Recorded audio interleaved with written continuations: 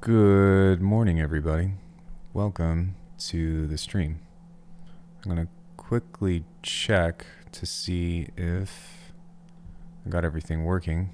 And you and I are going to have a heart-to-heart chat. So, I think that, first of all, I wasn't even going to say anything about this.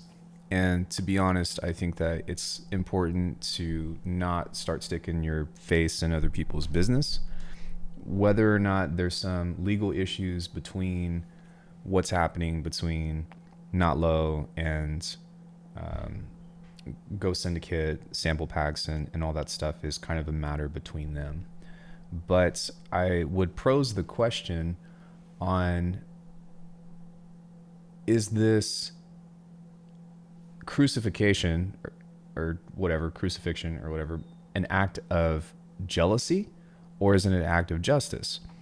And I'm not really here to answer that, but I will say that if you are somebody that has sampled something ever without giving somebody credit, the aim and break, if you're somebody that takes something off of YouTube and downloads it straight into your DAW and uses it, if you sample other people, you are technically, in some cases, stealing. If you've ever listened to Daft Punk, if you've ever listened to Drake, if you've ever listened to Justice, if you've ever listened to MF Doom, like, these are all people that are praised for sampling on a marginal level. So I find it kind of interesting that when somebody does this from a sample pack, as cringy as it is, because don't get me wrong, I'm not defending Not Low. I don't know her. I've never even heard her music until actually I've just heard the only 20 seconds of whatever that's going on. But I don't get why we're all making a big deal of this when, if you were to sample the aim and break, that person, was it the Winstons, that family didn't even receive any royalties until after the drummer died. And yet here we are all using this break sample. Here we all are all stealing samples and stuff. But when somebody takes something from a pack that's immediately recognizable, we're quick to point the finger. And that's why I asked the first question, because are we really upset because somebody did something wrong, or are we upset because somebody did it and made some success off of it? So the thing is that people blatantly steal all the time.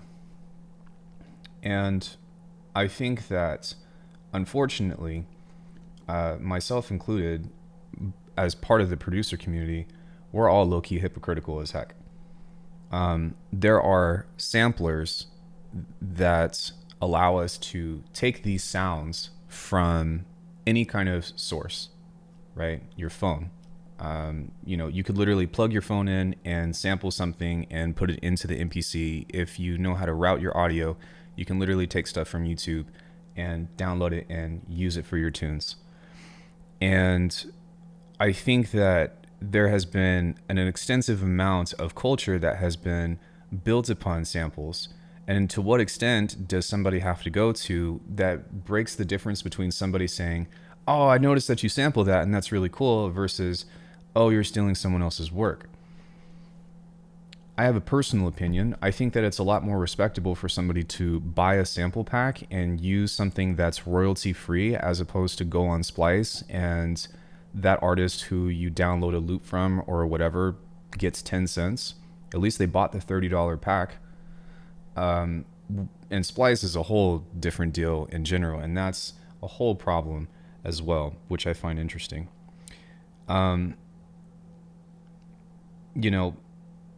I even still, I find it more respectable that somebody went and picked an artist and said, I like them and I like their sounds and I'm going to steal from that person that I admire, as opposed to being like, you know what? Oh, I need, some kind of drum loop, or I need some kind of loop or whatever. So let me just go search this on Splice and then drag it in, and then now it's part of my song. But I bought it through Splice, so that's okay, right? Because that's also royalty free. So you get what I'm saying? Now, personally, I think that there's a lot of subjects to kind of cover with this, both from like a moral standpoint, but also a matter of you guys should chill. And I say you guys, but I mean the community as a whole should chill on the matter, because you're most likely guilty of doing this too. Twitter is an extremely toxic place that somebody can say one thing, and once it starts to gain traction, mob mentality. We've seen this over and over again for different things. Hi, Zane. I totally agree. But even still, right, it's still an issue. I have sampled games from time to time. I have plenty of music that I have outright taken samples from. I have plenty of different songs that I have used to either create lo-fi hip-hop or something of the sort. And you know what? Every time I've played it, it's been the same response. That's really cool. So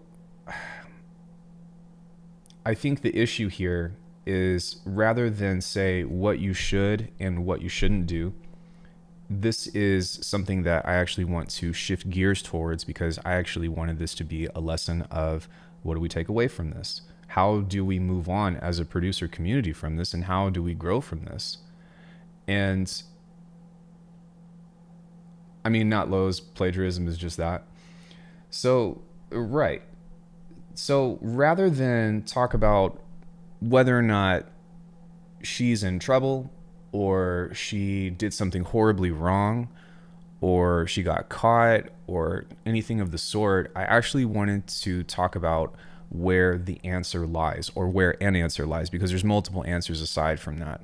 So like I said, you know, from these people like Daft Punk and all them that have sampled before blatantly, and we still praise their music and this and that, like, it doesn't matter whether or not they signed the rights, or you know what I mean, or got legal rights to the thing or whatever, because the act of taking something is still taking something, or the act of making music with someone else's material is the act of still making music with someone else's material.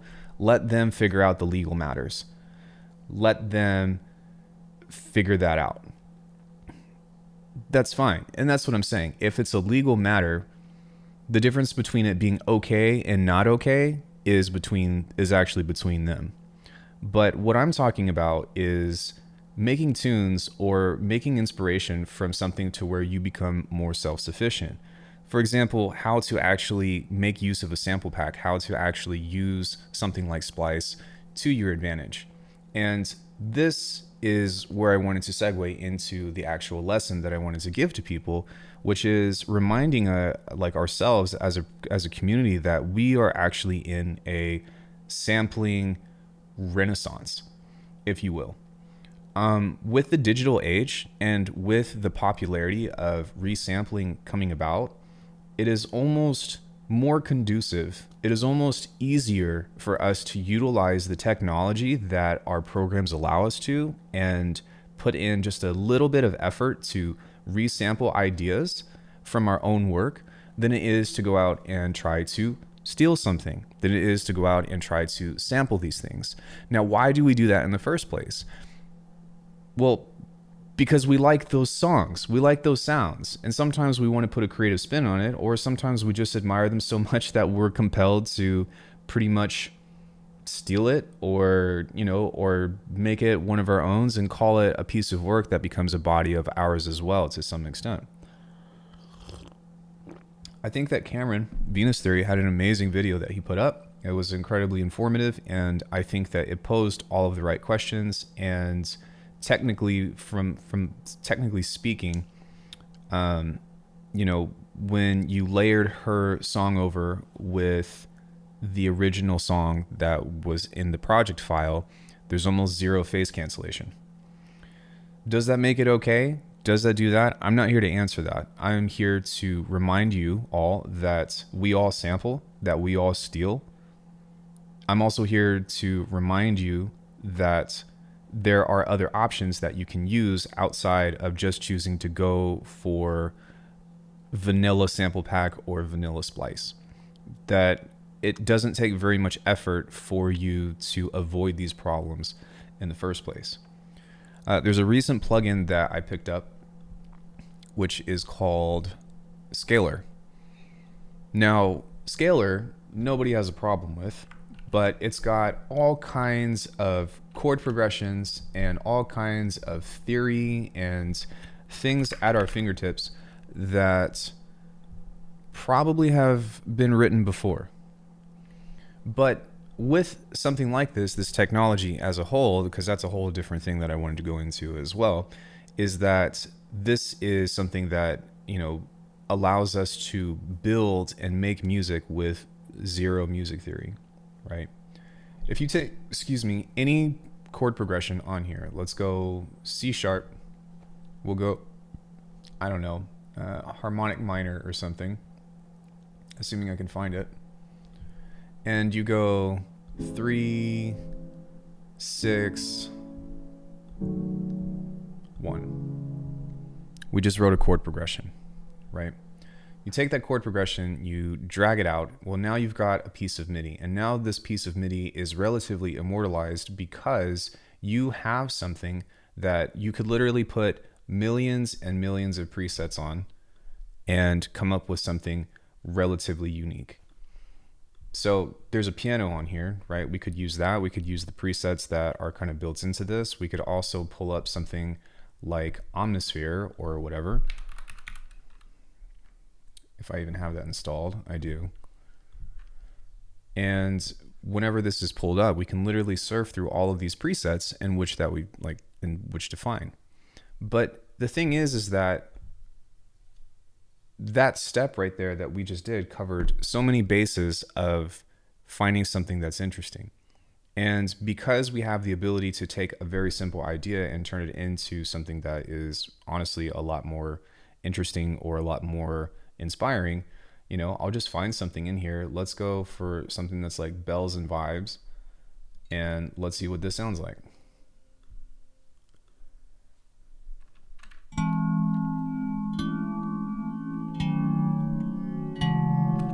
Okay, sounds generic. What happens if we put an arpeggiator on something like this?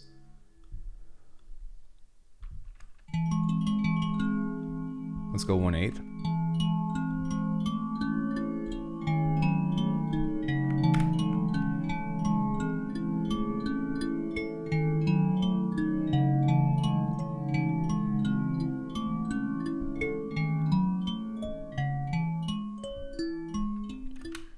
Anybody can do this.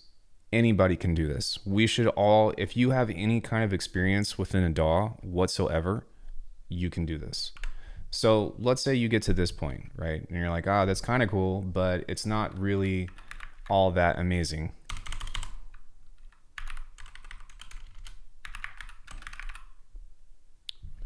Take something, anything.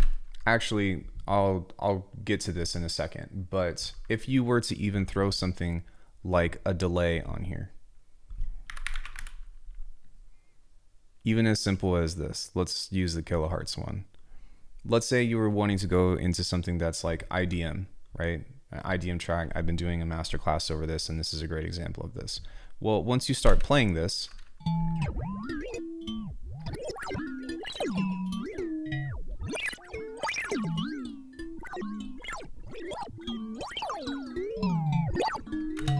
okay, so on that front, we've got this thing on here on the master called Rolling Sampler, to which I have just recorded an entirely new sequence of audio sounds within this.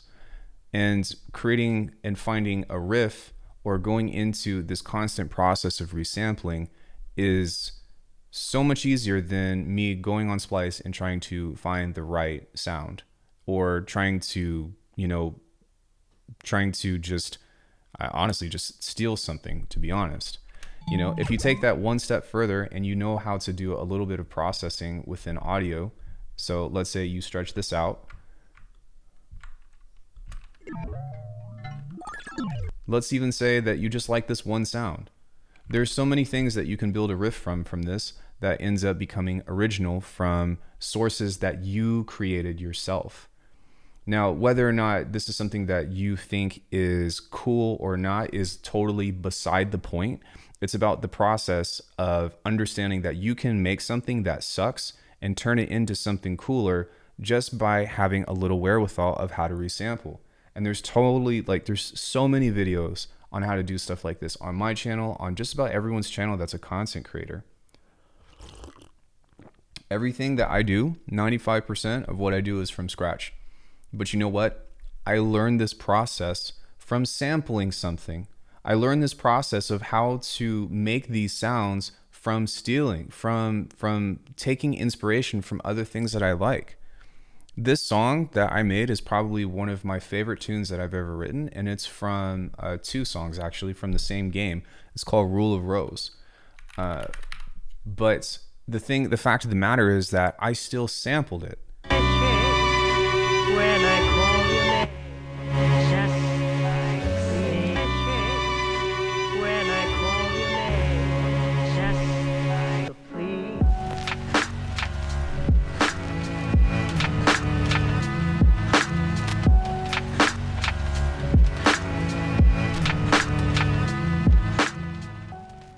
I don't hear anybody complaining that I sampled this.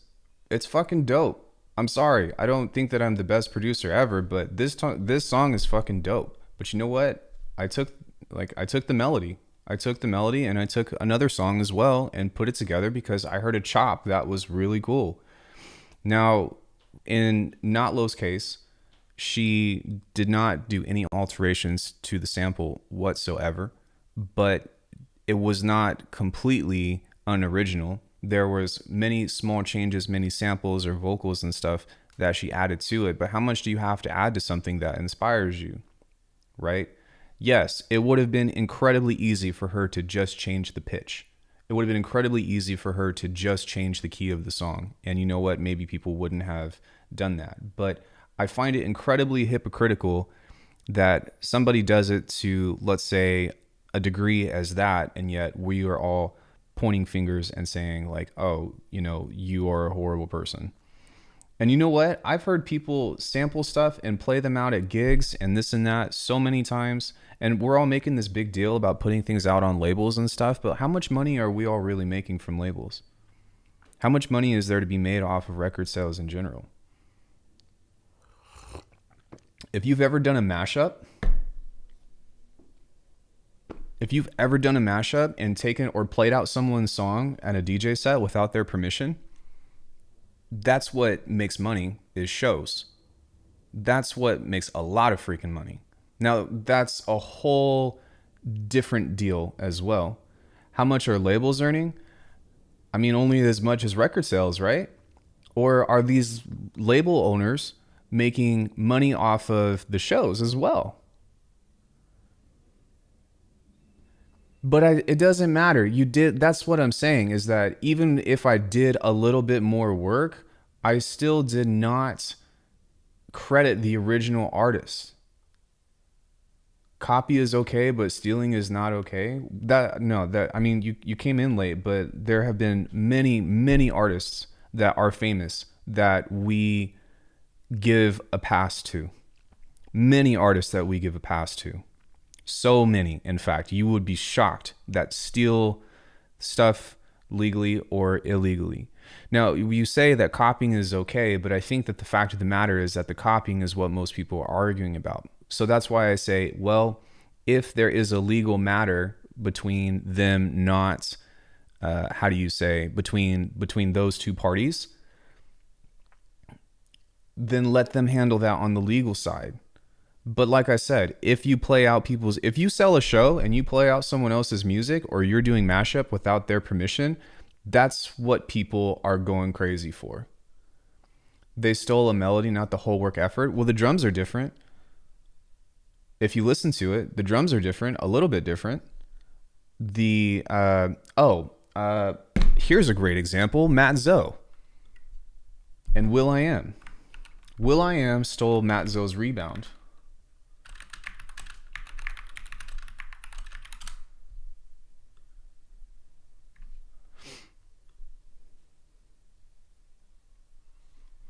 So why the fuck isn't he, why does he still have a job? No, Will.i.am is guilty of multiple. But do you see what I'm saying? Like, and no offense to you all, but it's like, okay, but she did this. Okay, but she did this. Okay, but she did this. But she's like, this isn't anything new here. This isn't anything new that people are like, why aren't we going after him? Why are we not going after that part of the community? That's what I'm saying. I think what she did was cringy as heck. And I'm not saying that she gets a pass. But what I'm saying is people are really upset over something. And I'm wondering if they're upset because they are actually offended that she did something wrong. Or is it because somebody made a Twitter post? Or is it because we all had that same thought at one point and she was the one that actually went and did it? That's what I'm saying.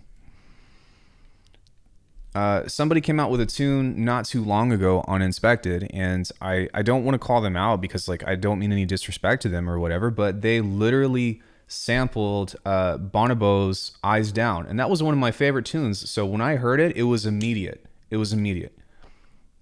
All they did was speed up the tune, pretty much. They pretty much just sped up the tune and then put a vocal over it. And I don't mean any disrespect because I actually like that flip. But what I'm saying is they did that. They did that. And you know what? That person was praised for it. The most mid persons on Twitter are the ones. That's what I'm saying. That's exactly what I'm saying, is that like having some self-control over how we react to things is incredibly important. And I think that as a producer community, we can do better.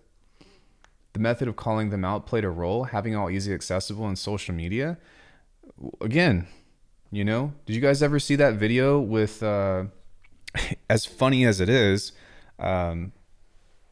Soulja Boy and him claiming that Drake stole his lyrics, but nobody cares about that, right? Because it's Drake. Drake is iconic. What I'm saying is that there is a clear contradiction within the community that I don't think that people are realizing the bigger issue at hand. I'm not saying that what she did was right. And I'm not saying that you should do that because it's relatively unoriginal. It's not very exciting. It's not, you know, it's not in good taste. It's not very classy. But if you acknowledge hip hop would not even exist without copy stealing sampling, but as soon as they made huge money with it, became so not okay, as most did not give the credit to the original. Again, if you have sampled the aim and break, then I don't think that any of us have any place to say anything whatsoever. And that hits home because how many of us still use the aim and break? How many of us have put out tunes with the aim and break? Did you all credit the original? Oh, no, of course not. Of course you didn't. But it's okay, right? I agree with that. Accountability. I totally agree with the matter of accountability. But before we point fingers is what I'm getting at. There should be a matter of like, hey, we're kind of guilty of this too. The way she's come off for years is, oh, I'm a hardworking female producer that's earned everything on their own. Well, that's fine. You know, that's, you know, I could understand that, you know, that's her account of reputation and whatnot. But that doesn't, just because you don't like somebody and just because somebody is full of it, like she's not exclusive. There are so many producers out there that do the same thing. I don't mind it. I'm not sour. I think we got to take advantage of modern technology and other opportunities we're given. Like I said, I think it's much more respectable to put out, you know, to put out a tune that could be blatant or whatever. And, you know, let's say you bought the original sample pack as opposed to going on Splice and just stealing a bunch of different ones. It's just harder to trace. But it's no different to me. It's no different. In fact, I think it's worse. I personally think that Splice was a really bad move. Splice ain't stealing. It's not stealing if those loops are within. What I'm saying is that it's just as cringy to me. If you say that I'm not doing work So like if you're talking about a sheer labor thing, if I go on Splice and I type in this loop, I type in this loop, I type in this loop, and then I make a whole tune out of that, which a lot of people do, like, I mean, even if it's not stealing or whatever, if you go and use a sample pack that's meant to be used as a sample pack, okay, maybe she did steal. Maybe that there were these rights to where you are not supposed to, like, you know, she infringed the terms of the contract or whatever. That's why I say that's a legal issue. But I mean, Splice has been imperative for my work.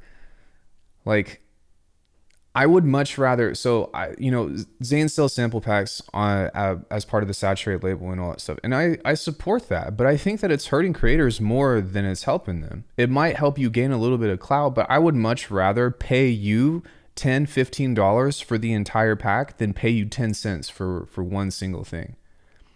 And it's going to continue to get worse the bigger Splice gets, unless if you are in it now and you are gaining, you know, some kind of stature now, or you are actively building yourself up as an artist, which is also getting harder.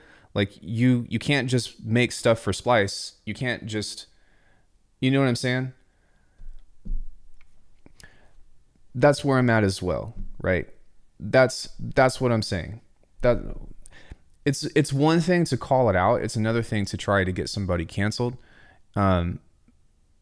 But even still, you know, when like people have done that all the time.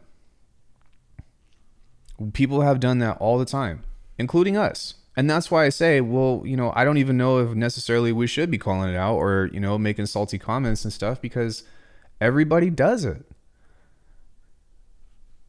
It's like a bunch of thieves pointing out another thief that made, you know, that put a record out on a label. I mean, part of it is like, you mean to tell me that the label didn't foresee that? You know what I'm saying? Like the label didn't see that coming? Like your examples aren't as severe as her infringements. I disagree. I think that it's a severe infringement with how much money people have made off of the aim and break. I think that people are just making a big deal because it's relevant and it's more relevant for today. I think that, you know, this example right here, will.i.am admits to stealing song from Artie and Matt Zoe on new album. Like, what do you mean?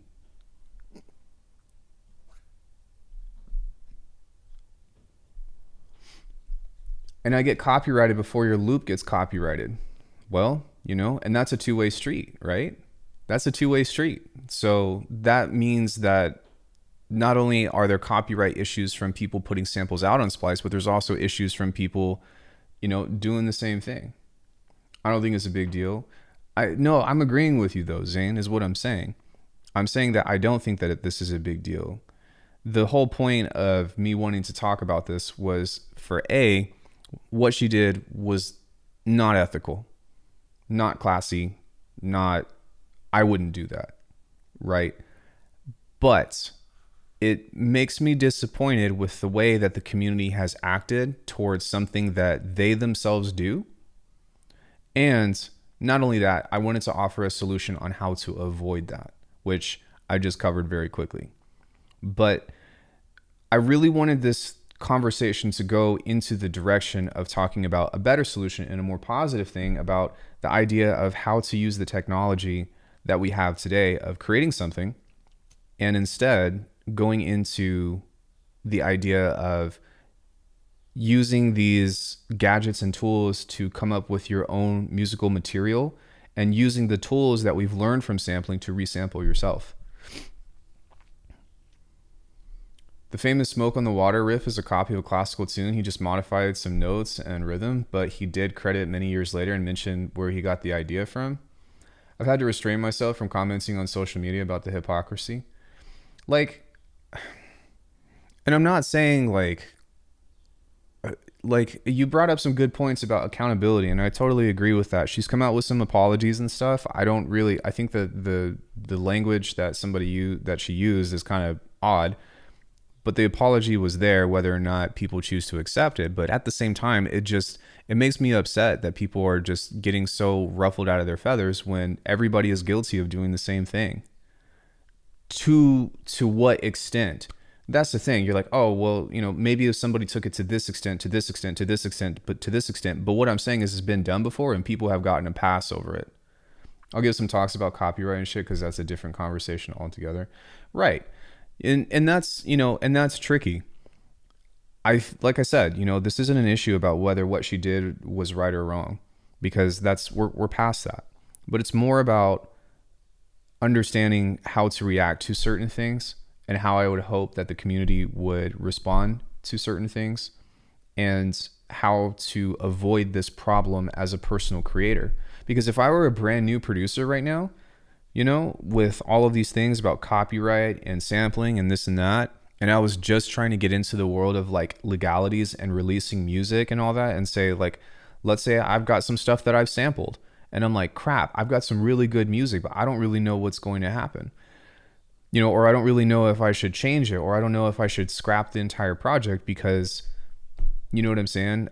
Because I'm worried about, getting copyrighted for it or something else of the sort, which are good questions to ask. And I think that this is an amazing time for us to bring up these talks and discussions rather than say, oh, she's wrong, oh, she's right, to be like, hey, this is something that I do think is important to talk about. It's important to establish the gray area. It's important to establish, where these boundaries are and whatnot. But rather than attack her, we should be looking at the bigger question of of the industry as a whole, right? I think that it's a lot easier to, say, okay, what she did was like, all right, that was in poor taste. Move on. Hopefully she learns from it. If she keeps doing it, that's a whole different deal. But like, you know what I'm saying? But the reaction that has been the sheer focus on her. It's been the sheer focus on how she did wrong and how she did so dirty. But I think that it all stemmed from, for one, Twitter, and two, this could have been handled in a much more positive direction. What's the best way to respond to situations like this when an artist we look up to does this in the future? Well, it depends, right? It depends. There we go.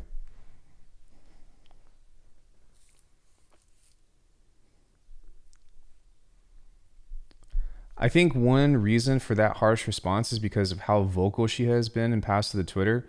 Do you know Not Low?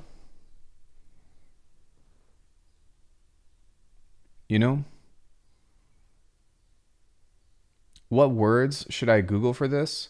First time hearing about it, just Not Low controversy. Regardless of who she is as a person and what her persona might be and what she propels on Twitter, I'm just trying to look at the facts, right? I'm not looking into what kind of person she is and how that shapes it and this and that or whatever, or not looking into intention or whatever.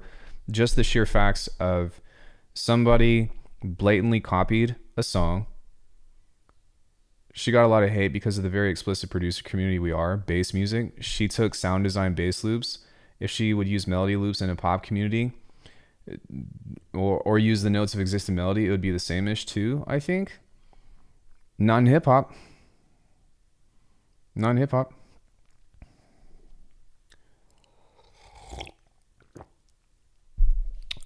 Not in other means of contemporary electronic music. Like I said, Daft Punk, how much stuff did they sample? Getting angry on the internet is vogue. Yeah.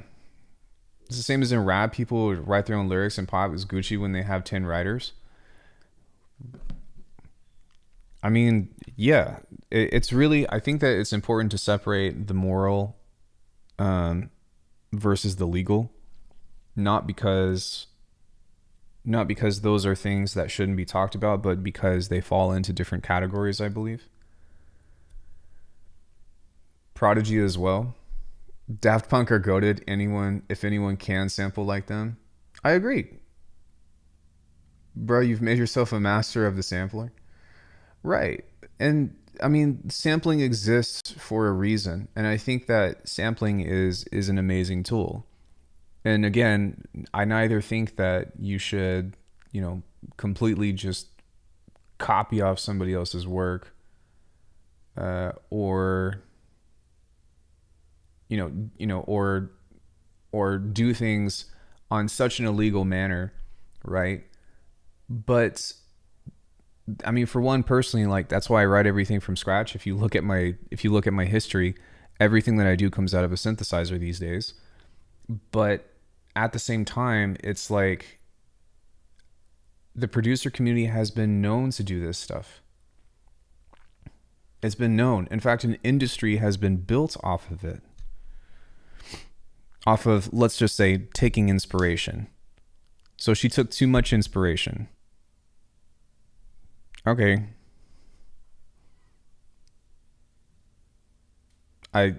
She took too much inspiration for sure. But yeah, even still.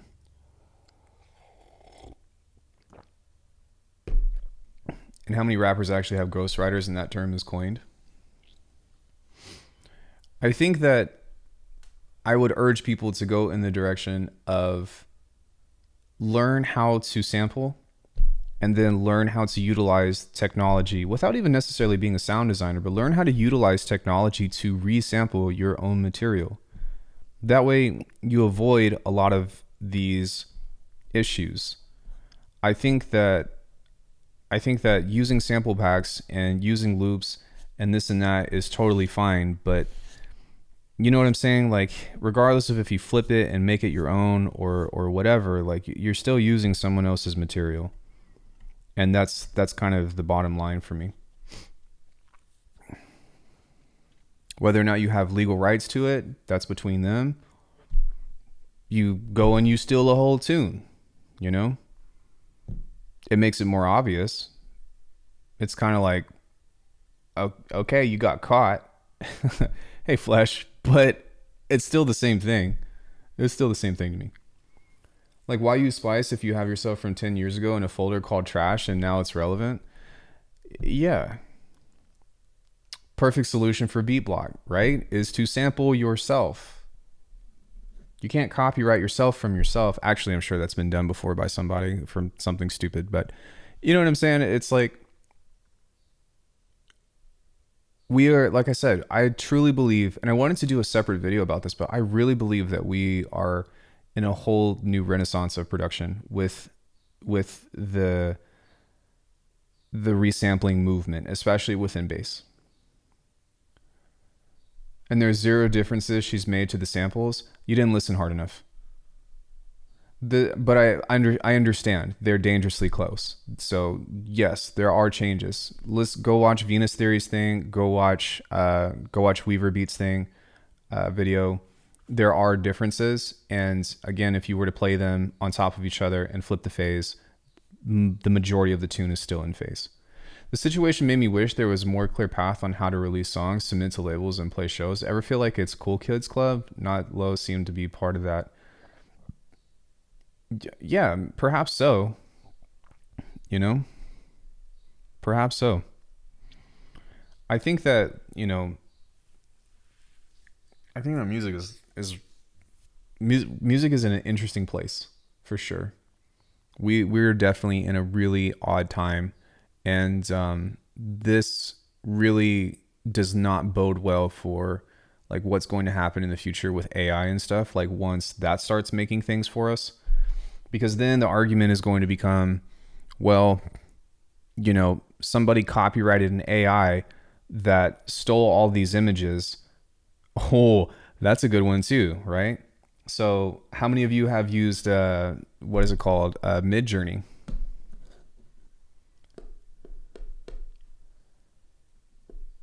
Yeah, I agree with that.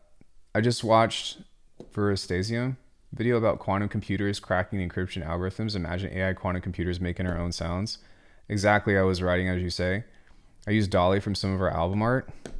Well, how many of those, how many of those AI generators have used copyrighted material to propel or to, build and learn the algorithm from? And that's a whole nother legal matter right now too. But is anybody trying to take them down? Not that I know of. I don't see the visual artist community blowing up about it. I think that it does propose some serious questions, and I think that it does hopefully shape and influence what laws are going to be made in the future about this. But, and guess what? How many of you all use it? Why is it ethical for AI to do it for us and us doing that is not okay? Well, that's the question that I'm asking. We're all guilty of it, is what I'm saying. We're all guilty of it. And I'm trying to think if I've made... No. First of all, I don't make any money doing music stuff. All of my money comes from preset packs, which, or small amounts from YouTube. But even still, just reflecting on, haven't used Dolly, but I assume a lot of people, Whittler likes it. But even still, yeah, I don't know, man. It's crazy. It's crazy. She just took this whole thing to its natural conclusion. It has a light on the industry, and it hit a raw nerve for sure. But you're right. Everyone is doing the same, just to a lesser extent. That's how I feel about it. A large section of the visual artist community, from what I've seen, is pretty vocally against it, though. It's a big ArtStation boycott. Yeah, that's fine. But they're not attacking the person, right? They're not attacking, they're not trying to get that person canceled. They're trying to say, hey, this is against the law. Let's go ahead and move in against that. I heard AI hire real people on Fiverr for creating stuff. How would I feel if someone paid for your presets and used one of them almost untouched and made a hit? They probably have. My presets are copyright free. So you can use my presets, you just can't distribute them.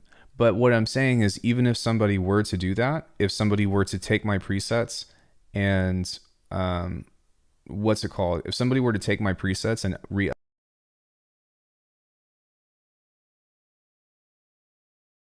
them, but I wouldn't take it to the internet, is what I'm saying.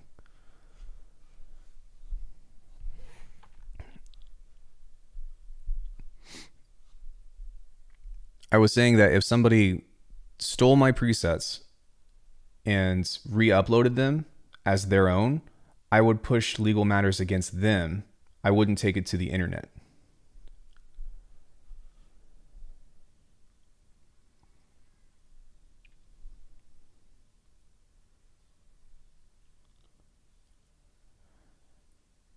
But that's putting intention on the person, right? That's you assuming the intention on the person, even if it's true, right? That's why I'm saying I'm just focusing on the facts. If someone buys your stuff and makes millions with it, you agree with it, that's not good enough, make a better contract. Something similar happened with the channel oversampled and them using a virtual riot preset into their pack. Okay, so to be perfectly transparent, that actually happened. I actually did that on accident. And I was really open about it. I used somebody's preset I used someone's preset. I didn't realize it at the time, but I used someone's preset from the community and I released it in Eternum 5. So I'm guilty of that. Lo and behold, as soon as I realized it, I took it down and I went to the person and apologized to them. But regardless of my intention, regardless of if even people believe me on that or not, I took the steps to make it right, for one, or at least I hope that we're all okay and on the same page with that. But I made a mistake. I definitely made a mistake. Has it happened again since? No. Has it happened from before? No. Has she done it from, many times from before? Yeah, but let her deal with her own consequences from that matter. I feel like if the sample is to make transformations enough, it should be fine. Well, I didn't do it. I accidentally, like, I had a whole list of presets that I accidentally put in Eternum 5, and then I put it out, and I was like, yo, check out this new pack. I was literally demoing it when I realized it. And I was like, oh crap, that's somebody's preset. Let me just go boop and take that out. And I offered, I tried to take the necessary steps to make that right, because I don't want a lawsuit. You know what I'm saying? Like, and not just that, but like, it's important to be accountable and have good integrity for, for that. But if somebody wants to try to cancel me for that, if somebody wants to come after me for that, like, okay, like that's something. But you know what I'm saying? Like, I made an honest mistake.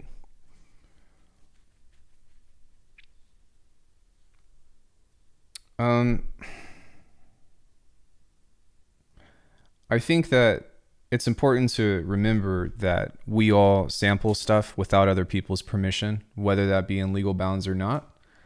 I think that I think that it doesn't make it okay for her, but I also think that we shouldn't be so quick to jump to conclusions and to pass judgment. The solution to this problem is to learn how to utilize your own tools or your own lack of skills, and figure out how to repurpose them in such ways so that way you are constantly coming up with original content, because there are so many tools available in today's technology that literally allow you to transform anything that you put into it. My presets are a wonderful, wonderful example of that. Infiltrator is a wonderful example of that. A granular synth is a wonderful example of that. And it does not take years or thousands of hours of expertise to be able to figure that out. Sorry for the interrupt, but will I make tunes today? I don't know yet. Yeah, there's a solid explanation on the Deep Dub Reddit.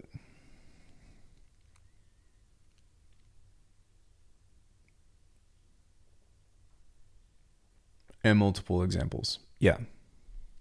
So, it's hard. It's hard because I'm more, like I said, I'm more disappointed in how the community has reacted to this, and more so hoping to like steer this into a positive direction, as opposed to let's all talk about this person and how wrong she is. Because we're all wrong.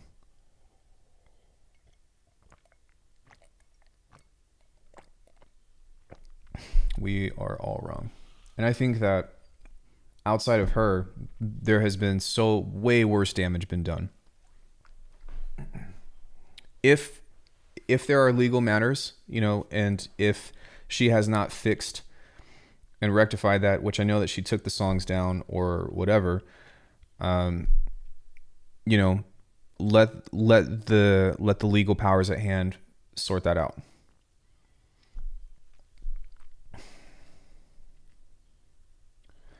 I agree. We don't need more hate in the community. And then this is also just a friendly reminder that Twitter is dangerous. Social media as a whole is dangerous. And so when you read something or when you get into something, it's really important to do your research before you choose to react to something.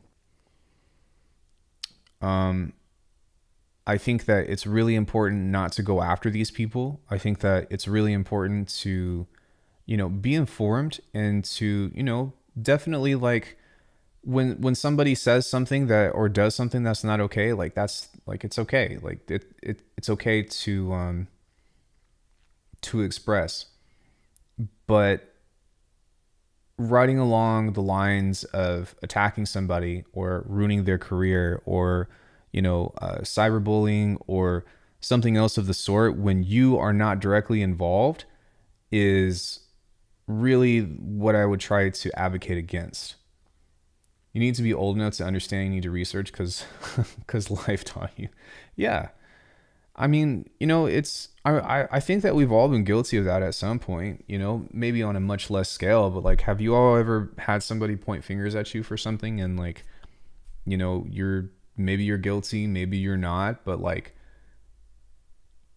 that's the whole point of a trial and this and that and whatnot, right?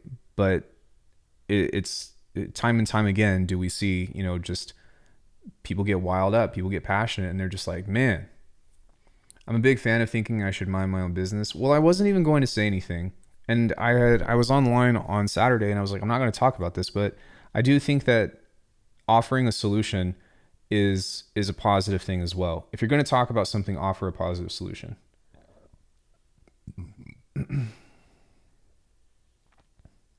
Like this Nico and Moist critical beef is just so unhinged. Well, how you choose to spend your time is how you choose to spend your time. But it's another thing if you are perpetuating the beef, right?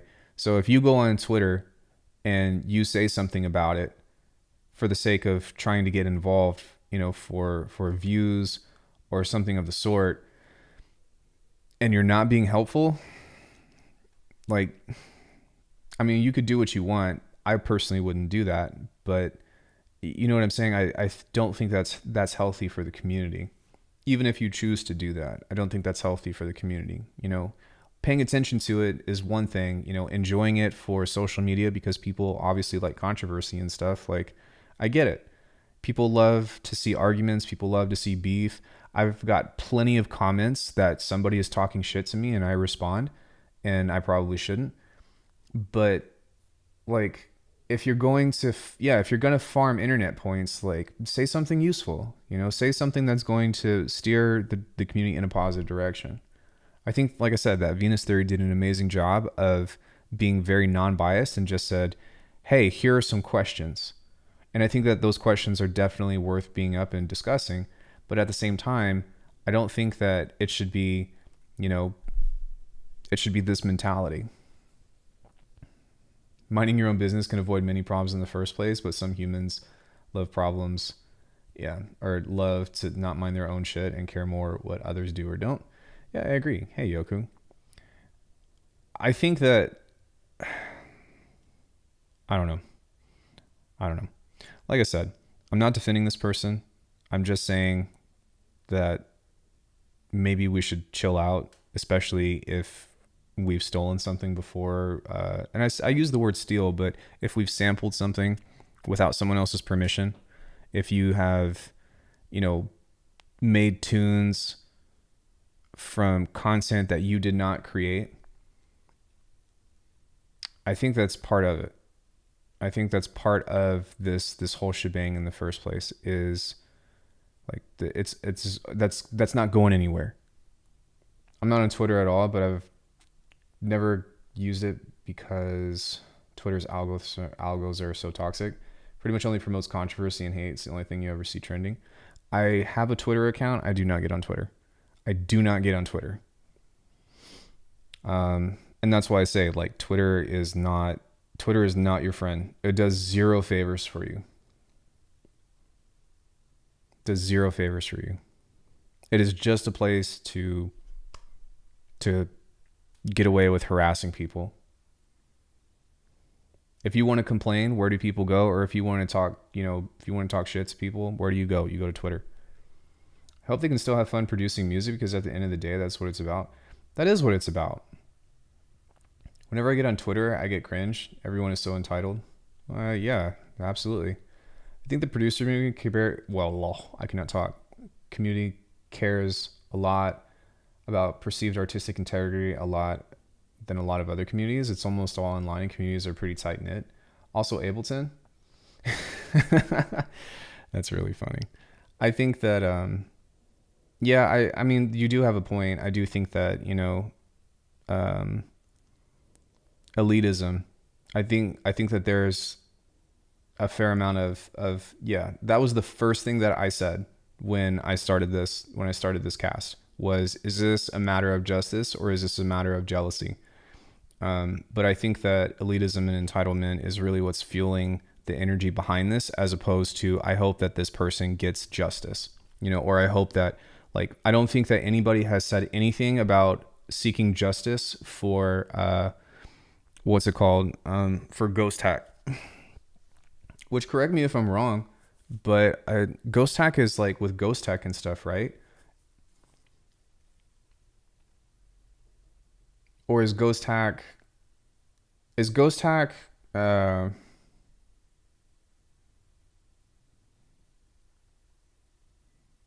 I'm trying to think. Is ghost hack AU5 and all them? Wait, was it Ghost Syndicate or Ghost Hack? I don't remember.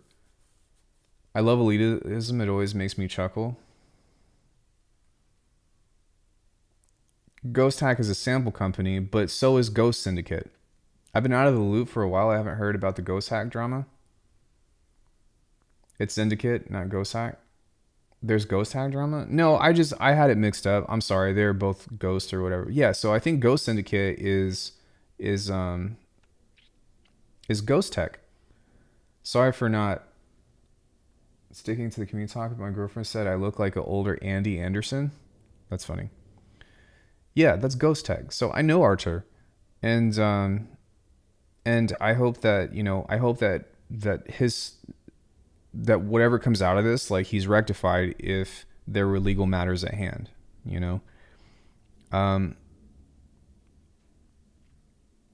He's one of the nicest people ever, and that's unfortunate that something like that happened to him.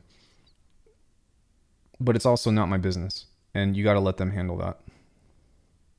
Ghost Syndicate is the company, but I'm thinking that Archer is the main head behind, or like the main designer behind that.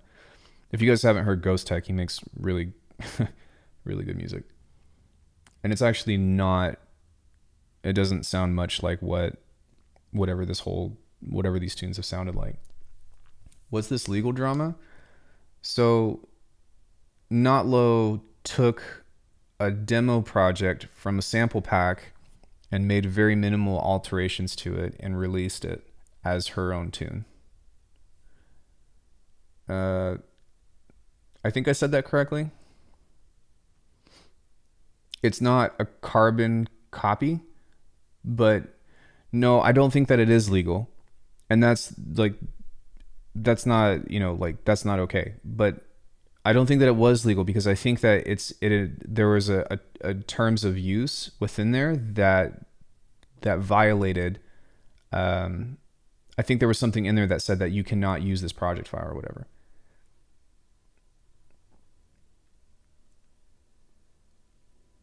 If you read Ghost Tech and have a Polish person and did it for multiple demo songs. Yes, but when would the user have agreed to? When would the user have agreed to? But it's in terms of use. If you purchase the pack, then I think that's part of it, right?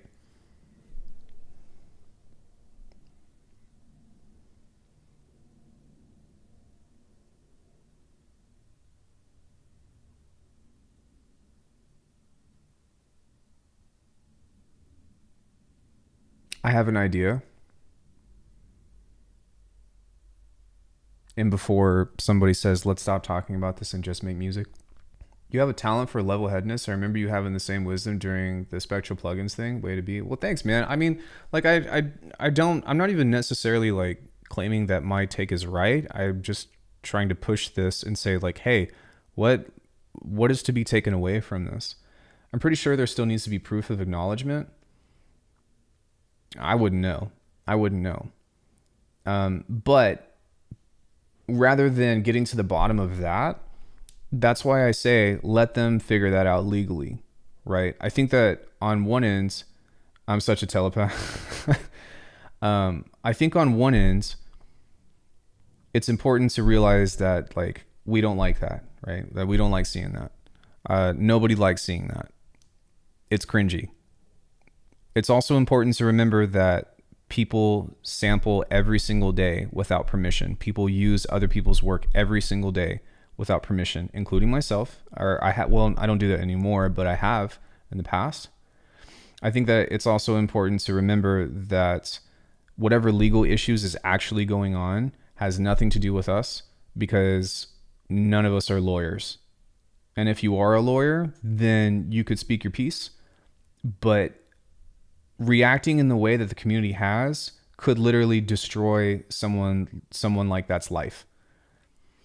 And whether or not it's warranted is without the question. It's more of the fact that people give words a lot of power, and the accountability issue comes as a part of all of us if we choose to have some kind of reaction to it.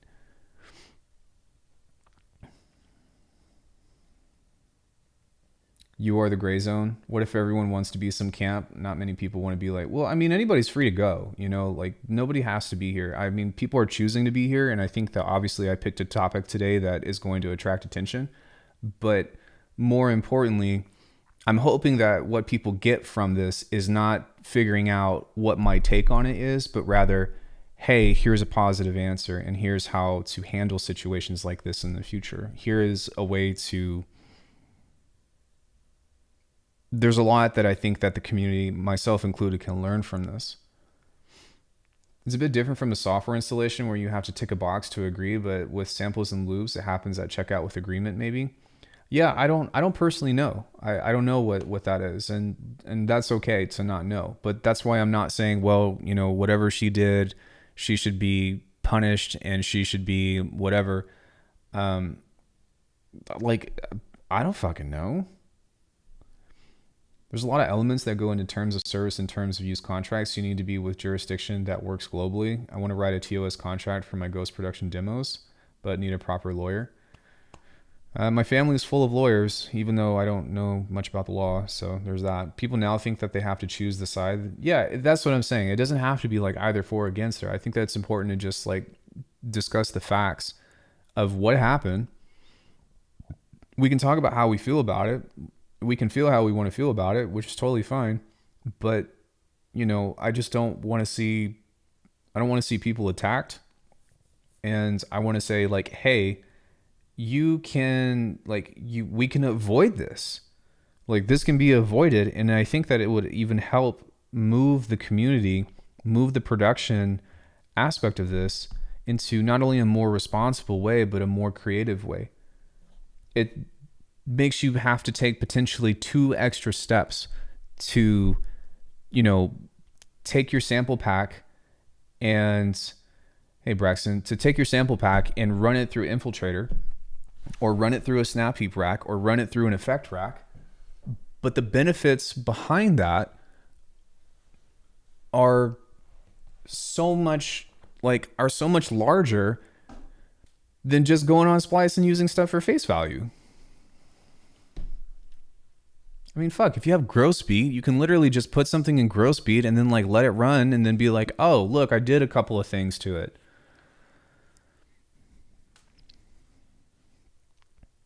I hope this whole episode encourages young producers to learn how to create their own music from scratch. It's a very rich experience. Like I said, there's nothing wrong with... I don't think that there's anything wrong with using samples or loops. And sometimes you get close and sometimes you ride that line. And, I think she played Goldilocks and her porridge was too hot.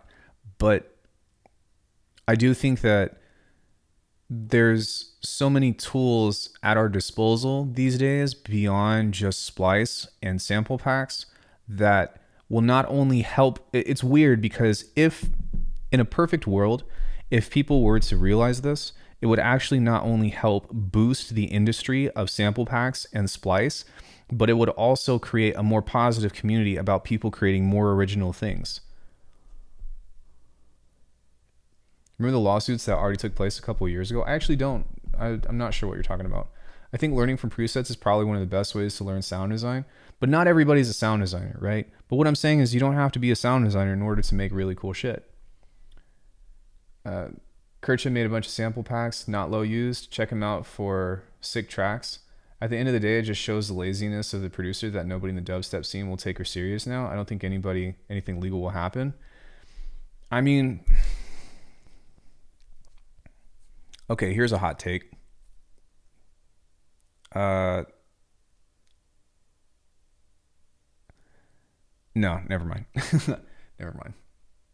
I love using samples, especially when it fits exactly what you have arranged by yourself. I mean, like, you can't just attach a text file to the zip and leave that as a contract, but there is a checkbox or something in the store. They should be good. Um, that's really smart. I mean, I don't think that if you buy a loop pack and you put those loops together and you make zero alterations to them, kicks, drums, bass thing or whatever, and you put that together and call it that, like, I think it's cringy, but but people do it. If you have a preset pack that has, a bass line with a specific rhythm and you make zero alterations to it and you put a kick and snare pattern over it and make dubstep, like, I don't really think that that's all that compelling either. Like, you got to realize that at some point within music production, if you are working with samples, if you are not doing sound design, you are moving clips around. So when you talk about artistry, when you talk about, people that are doing really amazing things and something of the sort, is somebody talented because they say, hey, that sample is really good and I'm going to use that in my music? Or are they really talented these days because it came from scratch? I've seen a lot of producers do both. AU5 has some killer videos on manipulating samples. I just went over a basic way about how to manipulate samples in this stream. But, you can make music on your phone. You can make beats on your phone. And fucking, all right, you want to talk about some shit and you want to talk about stealing. How many people are getting rich as fuck off of lo-fi hip hop that nobody is clearing samples for? But it's lo-fi, so it's dope, right? Bro, it's called integrity. The integrity is not in question though. And how much sound design is needed for the sample? I agree with that. These are the questions that I'm asking. These are the things that I'm saying of, like, we're making such a big deal out of this, but, like, on a day-to-day basis, like, you know what I'm saying? Interpolation is better than sampling. You will get to a point in your production that if you are working within either MIDI or audio, unless if you are playing the instrument live, you are moving clips around. How you get to those clips is what? Is that the deciding factor, or what clips you choose? Next thing, AI generated lo-fi already in the making. So, okay, yeah. I mean, we talked about that too, right? What about those people that are using, Midjourney for their album covers? Copying a demo track from a sample pack and posting it like it's your own music, it goes against integrity, in my opinion. But before you go any further, I'm not defending her. But before you go any further, every single person has done something like that to some extent. That's what I was trying to say at the beginning of this. I like to use sequencers to create my own audio clips. You can be a great producer without being a great sound designer. I totally agree. But I guess I'm also manipulating it. Well, see, I'm not asking you all these questions for yourself, although I do think that they're good questions to ask, because I'm not here to tell you what that answer is. What I'm saying is that everybody samples, and if somebody, if a musician has sampled somebody, if somebody sampled a musician, like they started doing 50 years ago, like, we're all mad about the same thing. Somebody sampled Pink Floyd and made a hip hop track over it way back in the 80s before it was cleared. And she tours, LOL, that's called a fraud. That's what I'm saying. This is case in point. So I would encourage you to go watch the other stuff that we talked about before you go any further. Like, I don't mean that in a mean way, but just as a means of getting caught up with where we are in the conversation. It's up to the individual in question and their own integrity. Whatever you think about someone else's actions is not questioning their integrity. Right. Operating a nuclear reactor today, I see. Sort of. I think we've done a pretty good job so far. But was it illegal what she did? It might be. It might be. I don't know. You have to credit everyone getting involved plus ask permission. Anything else is criminal, period. What about remixing? How much do you need to change for it to be a remix and not just tweak the original? What about mashups? You know, I was talking about this earlier, but what if you play other people's music at your show that you didn't get permission for? Right? Because to be honest, I think that's where most producers are making a majority of their money is in shows. I've heard from several people that's where the money's at. So I go and play someone else's tune and they're like, man, that was a banger, but I didn't announce what track name that was. For all you know, that could have been my song. I just didn't say anything about it. You're basically just a DJ making a mashup. Wondering about copying someone's structure but changing the sounds / samples. It just depends.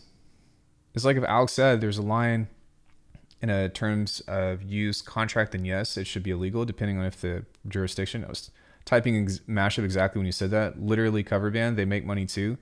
In my last comment, I was dissing sampling, but I think it could be useful as an adornment, not the complete foundation. This is a hard subject. I agree. I 100% agree with that this is not just a black and white subject. I'm pissed off and upset about how the community has reacted as opposed to having this conversation. She literally took the demo track. Dude, I'm going to say this to you one more time. I am not defending her. So hopefully building this connection between us, I am not defending her. But what I'm saying is that people are so mad about this when we have been using the amen break for years. Some of it has been extremely processed. Some of it has not been extremely processed. We have been sampling without clearance for years. There was literally a generation of music built upon that. This is a more obvious case of it. I don't think what she did was right, but it is nothing short of hypocritical to react strongly to something like this. Use a demo song from this toy soundbox thingy.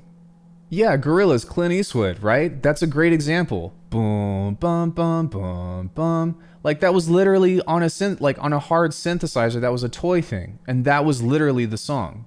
But nobody. I literally just pulled up will.i.am stealing, Artie and Matt Zo's tune. Why isn't this guy canceled?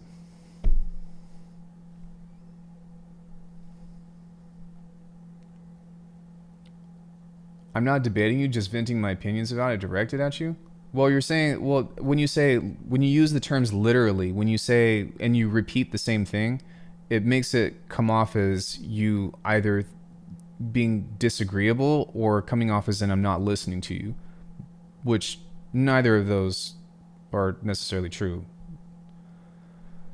Really hard to tell whether the angry Andys here are actually community members or just randos on Twitter. I guess everyone has their own opinion on what it is that creative, but the laws are not so subjective. The laws are subjective. They are super subjective.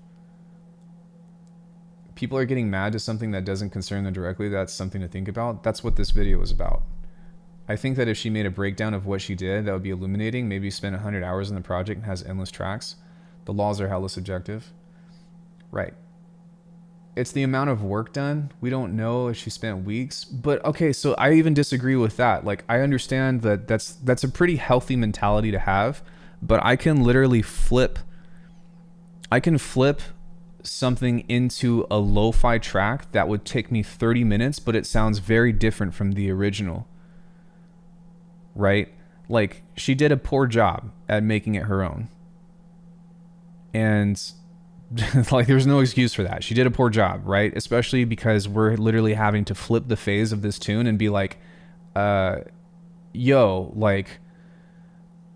change for one. But two, when it comes into copyright infringement and it comes into artistic stuff, the laws are definitely subjective. They're definitely gray. They're not super black and white.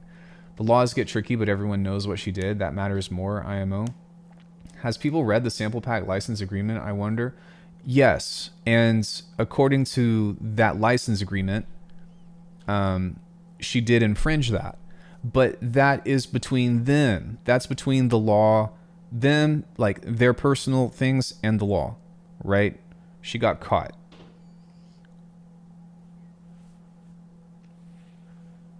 John had a really good point though about that, saying that unless if she signs something agreeing to it, that there might be some kind of thing with it. But again, I'm trying to avoid whether or not it's legal or whether or not what she did was right or wrong, because I think that we're all kind of on the same consensus of like, you generally don't do that, right? You kind of, that's not very cool. That's fine. But I'm saying that the whole issue of this point, like I believe personally that the whole issue that came about from this was not to get justice for Ghost Syndicate, because that's what we should be talking about if that's the real problem.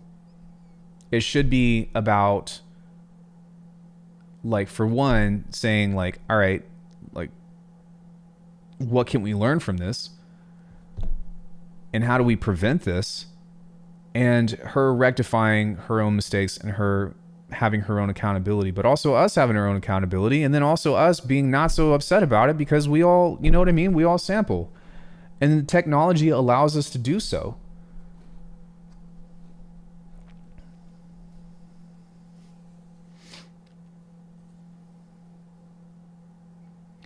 Like I said, I can't talk about the law because I don't know.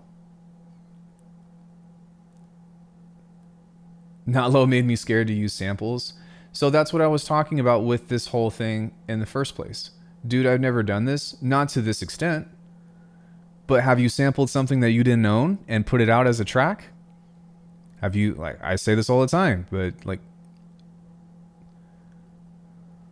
welcome to the, people get caught for it all the time. This was just a more explosive nuke.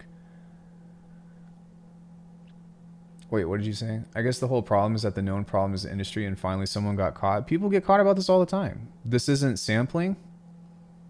No, it's not just the term sampling. It's using something that you don't own. Using something that you don't own. Because the fact of the matter is that whether you do it this much or this much, you could still be in trouble for it if you put something out. So do I think that sampling and using stuff to, you know, as your own creative thing is something that we should never do? No, I think it's fine because music is meant to be shared. But at the same time, sampling and resampling is something entirely different, obviously. That's not what I'm saying. What I'm saying is that it's very accessible to use the technology of today in order to resample. That's the answer.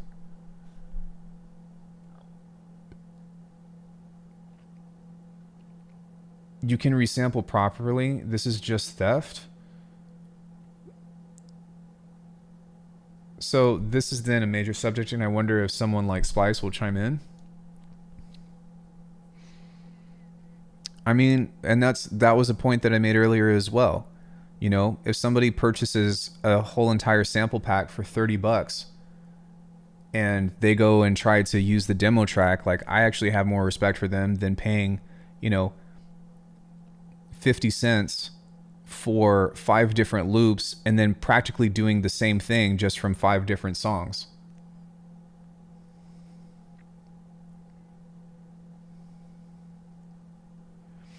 Keep in mind too, like, anybody is free to disagree with me. I'm not trying to be right here. I'm just saying like, yo, like, we're all guilty of this.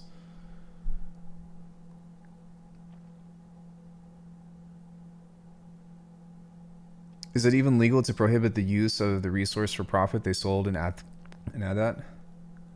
Nice failed analogy.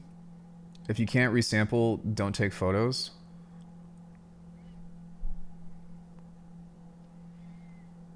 But the producer space is full of many different kinds of people, and maybe a culture shift is in order. It's a good, like, these are good conversations to have. That's what I believe. It's just mess. She was making money from it rather than playing it in a set without claiming. What's the difference? If you are playing someone else's tune that you don't have permission for on a DJ set, You are still making money off of them.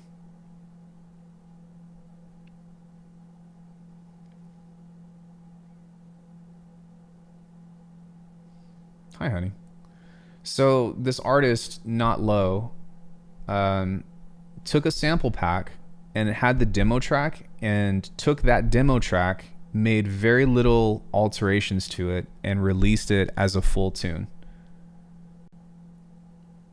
People DJ other people's music all the time. Exactly. That's my point.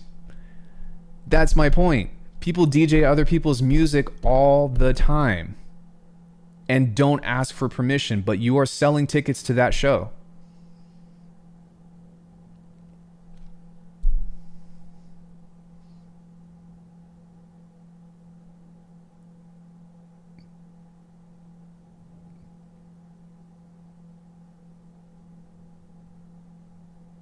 This didn't just happen. No, it's not getting skipped over. It's not getting skipped over. I'm aware of that. If the performance is registered, your pro will pay you for the other DJ's performance. Okay, well, that's a big if, for one. People do something similar on SoundCloud because I see bootlegs on there. Okay, but, you know, even still, like, there's so many things to get to the bottom of. You have mentioned only the one song whenever anyone has asked. Who asked? Well, I mean, that's the question at hand right now. So even if you were to say multiple, right? There's no justification of this. There are about 4 examples that are straight ripped from the demo track. If Not Low was your close friend, how would I talk to them about the situation? Well, I would have talked to them before they put it out, for one. Then if I was on the same label, I would have talked to the label. Well, actually, no, I wouldn't, because that's none of my business. But if I heard something and I knew that that person had done that, I'd have been like, hey, like, you know, I would say, like, make sure that you're within legal bounds.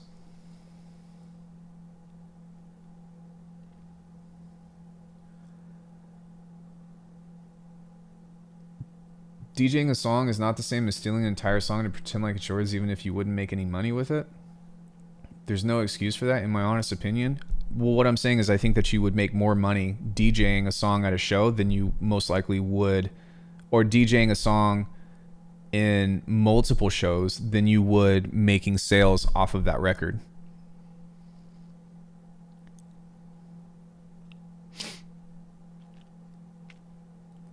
I wouldn't say I would probably be ashamed, but I would say if you're going to do that, like, make sure that you are within your legal bounds, because who am I to tell other people what they're supposed to be doing? Did she not get shows because of the demo track? I think that's the problem people have. Well, maybe not this demo track, maybe other demo tracks, but she's got her own music as well. What can we learn from this? A few things. One is, don't get so pissed off because you most likely have taken stuff that does not belong to you and used it in a musical sense. The other thing is that there is a very accessible path to reiterating samples with the technology that we have today.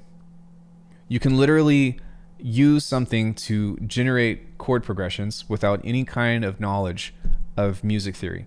You can literally bounce this out and toss, you know, some kind of, even just a delay. That's all I did here. I took this chord progression like this. Oh, hold on, let me turn this on.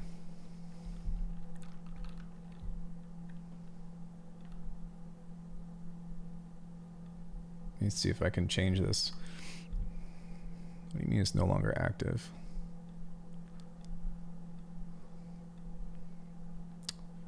You could take a chord progression like this.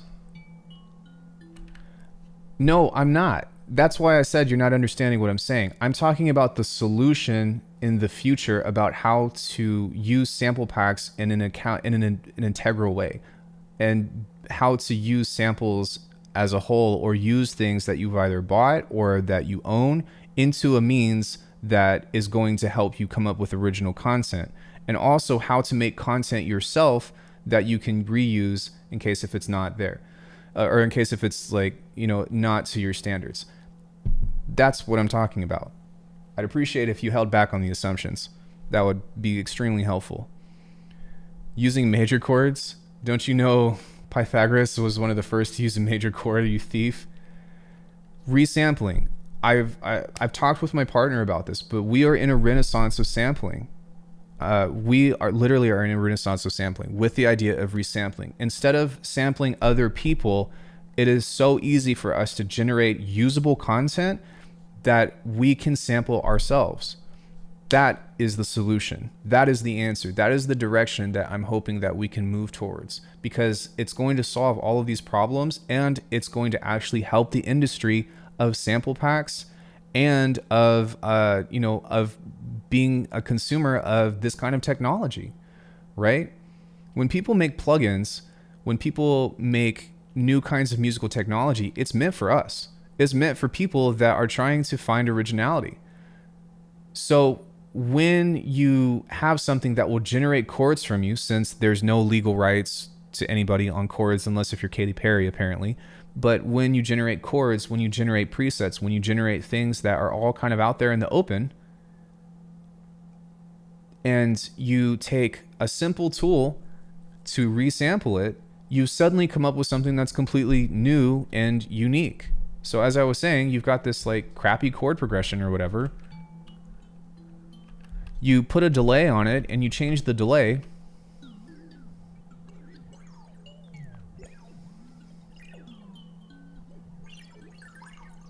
And all it takes is for somebody to be inspired by that and say, you know what, that's actually kind of cool. I could use that.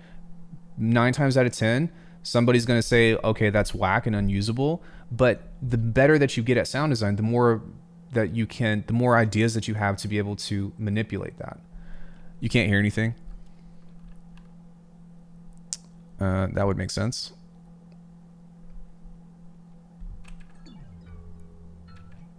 Oh, my audio is broken.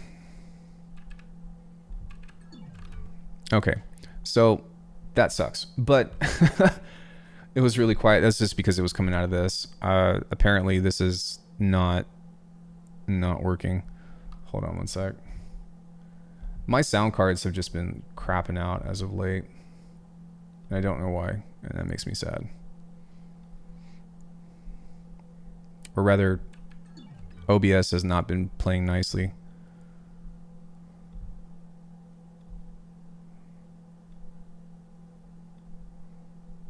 Hold on one second.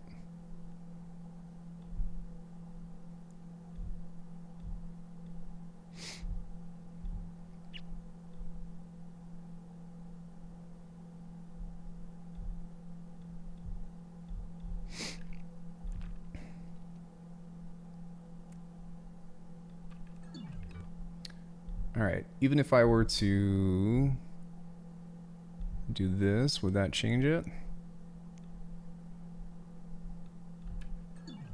Nope. Okay, it's not gonna happen. I'm glad I didn't make music today, because that would have sucked. The emulator infected me. No, I took that off. To be quite frank, the actual musician creator that made the piece doesn't get paid out pretty much most of the time. It's ridiculous, even with all the market saturation. Let me ask you, how much money do you think she actually made from that song?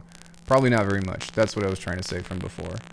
The DAW is really quiet. Yeah, I'm having issues. For some reason, my sound is not coming out of here. It makes me sad. I don't know why that is. If I play something... Okay, that's not doing sound either. Okay, bye everybody. I'll be right back. Hold on one sec.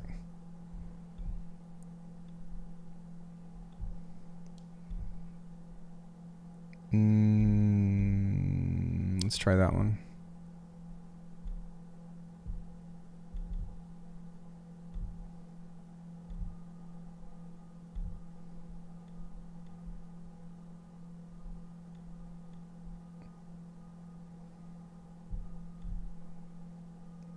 What is going on here?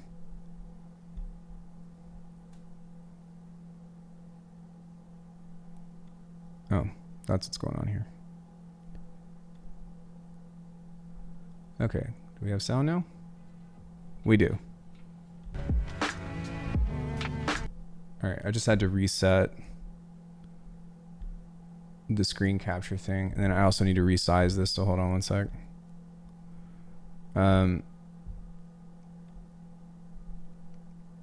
But yeah, I don't know, man. It's just one of those things that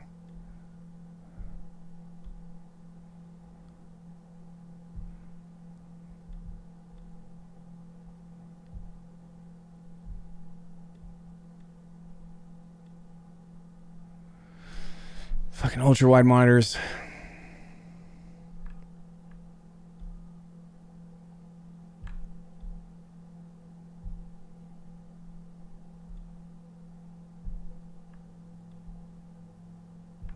And before you see all the scandalous things that I have over to the side.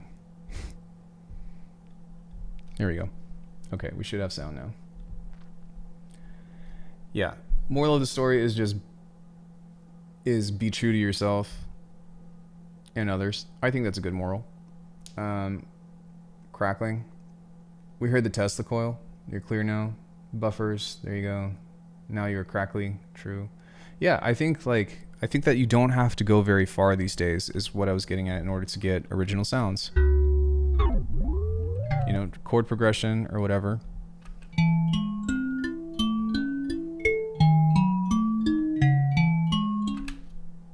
You know, I got all of this content generated from presets or from plugins, right? So then you sample it or you resample it just with a delay.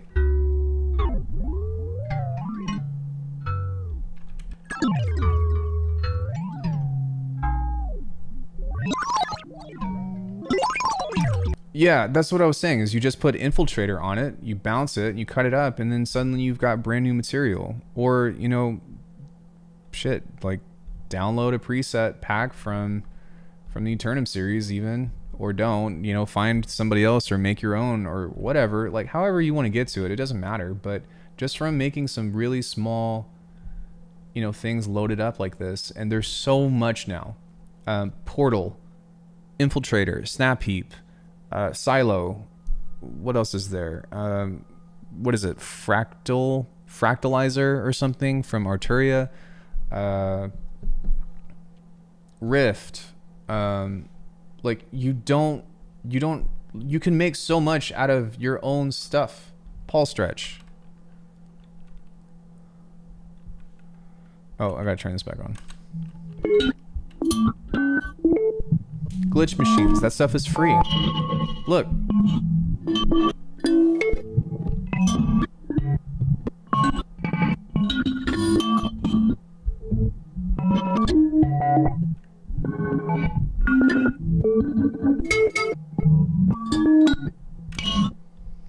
No, you're right. It really isn't a creativity question, but it's a matter about how far you have to go these days to get something that's original. Because you can just take something like this and say, okay, now I took that chord progression or whatever and I made a cool little riff out of it. And this is like standard now.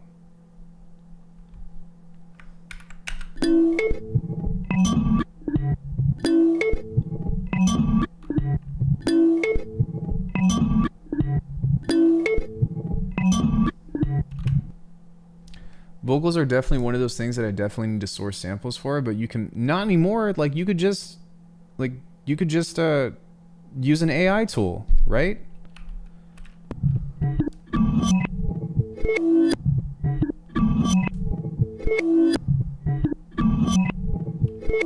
They don't think in that perspective. No, I get that, but that's why that's the purpose of this video, is to say, hey, you don't have to be an amazing sound designer in order to get access to these kinds of things, or in order to be able to go and make these sample packs that people are selling, or using Splice responsibly.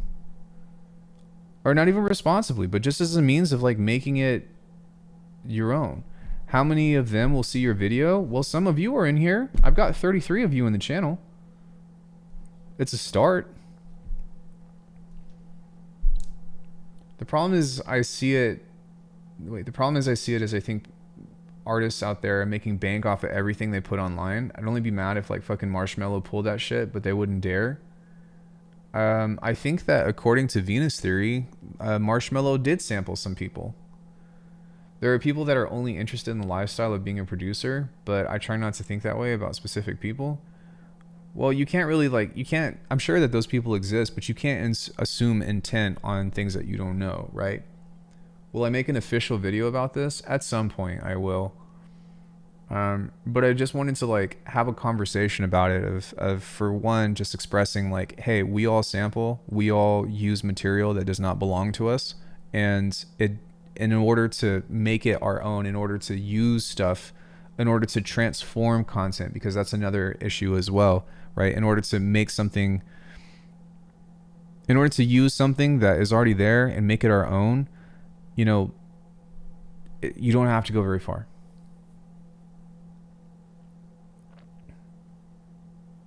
I do like how specific you can get with one's own sound design, but some guys and producers I look up to are really creative when they have sounds from all over and arrange them into bangers.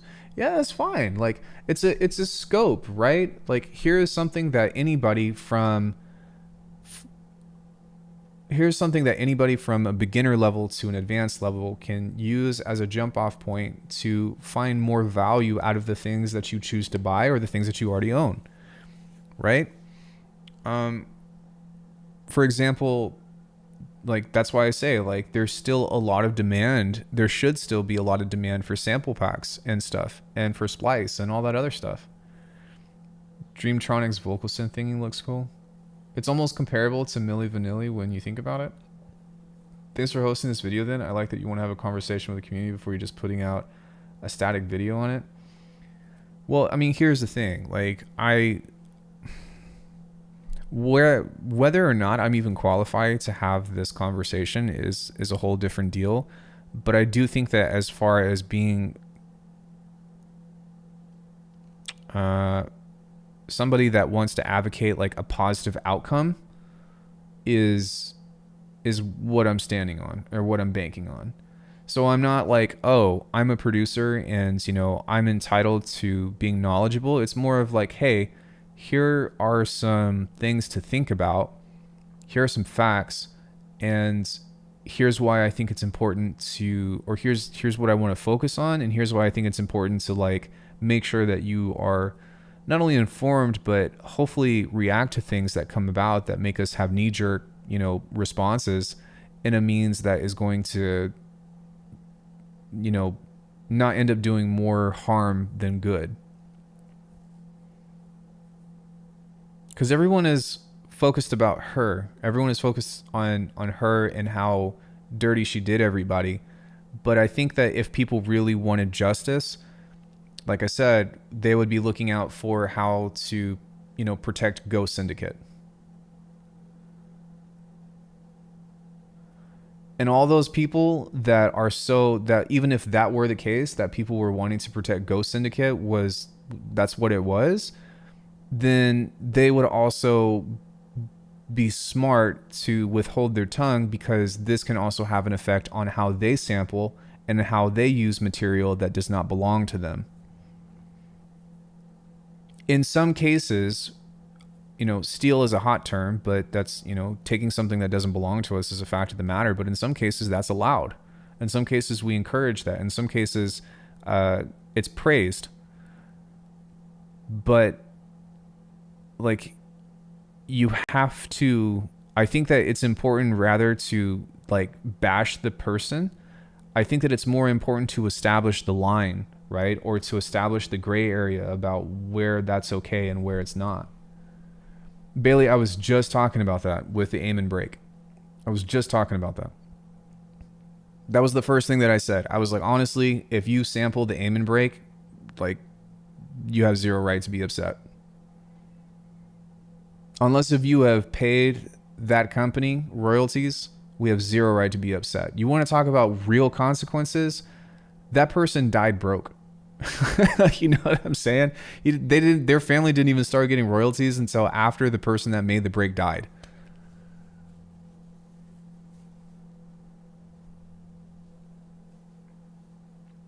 I remember seeing communities that would go crazy over finding old vinyls to sample from. Consequences, exactly. I don't speak on her or this specific case. And that's all I'm trying to advocate, you know? Like, I think that sampling or, you know, using material that doesn't necessarily belong to you is a beautiful thing. I think that there are ways to be responsible with it. I think that if you are, I think it also brings up the question about like how to utilize or how to realize the potential of sample packs to its full capacity. But it's this conversation has never been a question about whether or not she's okay. It's more about how should we react to it. And then also where do we go from here?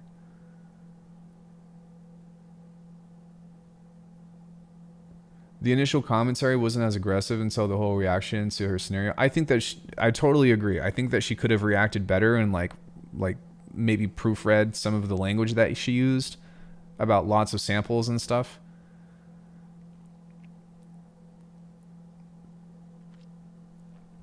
I think that rather than like, if somebody is already crap in the bed, you don't really need to do much. Hey, Philippe, you don't really have to go that far to watch somebody's downfall, right? And I'm not saying that I even wish that on her. I hope that she learns from this. I hope that we learn from this and we steer the production in a more positive direction, right? It's not about whether or not this is okay. I don't think that this is okay. I think that she crossed a line. I think that she crossed a boundary, but hate the sin, love the sinner. That's a really good analogy. But it is a good opportunity for us to kind of remember that, or rather even just learn that there's a lot of stuff that we can do that's very easy and very accessible to just, you know, change a sample into something transformative without having to spend hours and hours on it. It was good promo company for both who made the pack and not low too. Ah, that's a good point. That's absolutely true. I was using KRS, one of the Sound of the Police whole song for mash up my own stuff on top many years ago and thought it would be okay, and the song instantly where it went down on SoundCloud. And sometimes that happens, right? And sometimes there's also a lot of like those in-betweens where we don't know. She's got a ton of skills as a DJ. Ghost Tech is a badass producer. Hope more people buy his packs from now on. I do too. I know Artur. I was trying to get him on the channel, which I like. I hope that he's taken care of legally above anything else. I think that what she did was wrong. I hope that more importantly, he's taken care of and that he's not looking at a lawsuit or having to push a lawsuit. I would much rather him be able to stay in the studio and work on tunes because his music is amazing. Luckily, I stumbled across a sick YouTube channel years ago that has taught me how to resample. Are you talking about Venus Theory? There's lots of channels that have information on how to resample. You know, Frequent has a channel on how to resample, on how to do amazing things. Like resampling is probably the pinnacle of my channel, but I'm not the person to make it up. I just think that it's becoming more popular, and now there's less and less of an excuse to utilize this production technique and to put the perspective that it is almost as essential and has more potential than just sampling on its own. I'm trying to compliment you. Thank you, man. I appreciate that, but like I'm not trying to put myself in this position at all and say, oh, everybody just do what I do, right? It's more of like, take a look at what's happening. Look at the technology, look at what's accessible, look at the tools that we have to make music today. And why does it seem like such a mystery, or why does it seem like there's such a veil with sound design and whatnot, when really it is just, yeah, it is crazy. Let me show you guys something. So this is how fucking crazy. I showed this on, what's it called? I showed this on Discord. Actually, I'll just pull up the Discord. but I posted this thing for the hardware heads.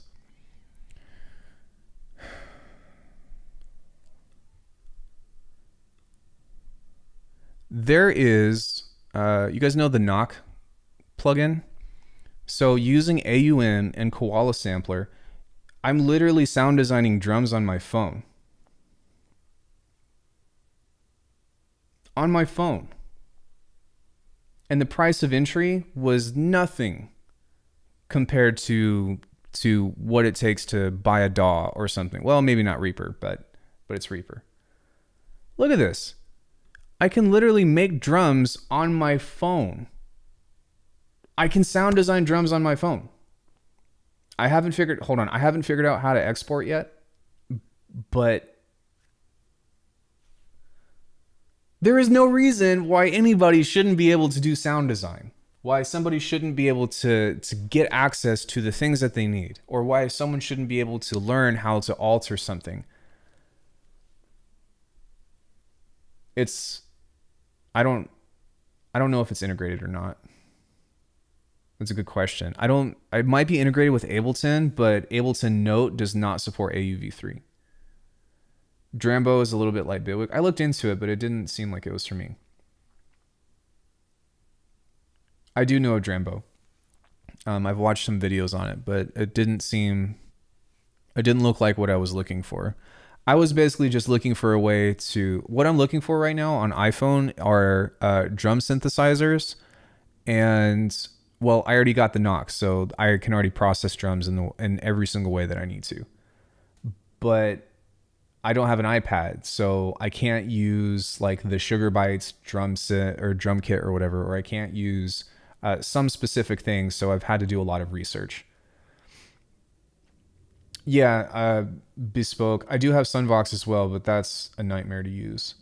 And Effectrix plugins and Korg and stuff. I agree. And learning what creative ideas are worth pursuing in the first place is a matter of experience. So in any case, though, what I'm saying is that there's like little to zero excuse of like, if you are in the world of music production, this is almost as rudimentary as like picking up a controller and learning how to play a game. Excuse me.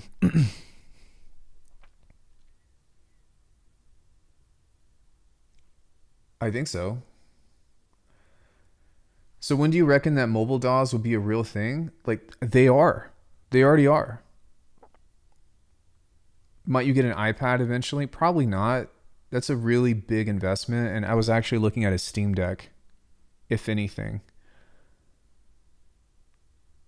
Moogfest. Yeah, there's the Z, like the Animoog.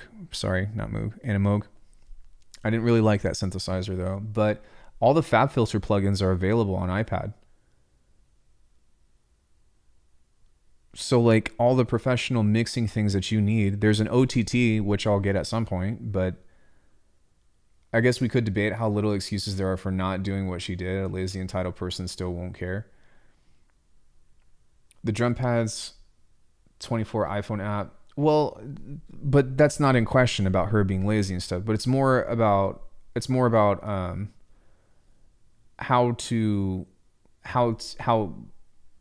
been about how to learn from this and how to not do what she did, right?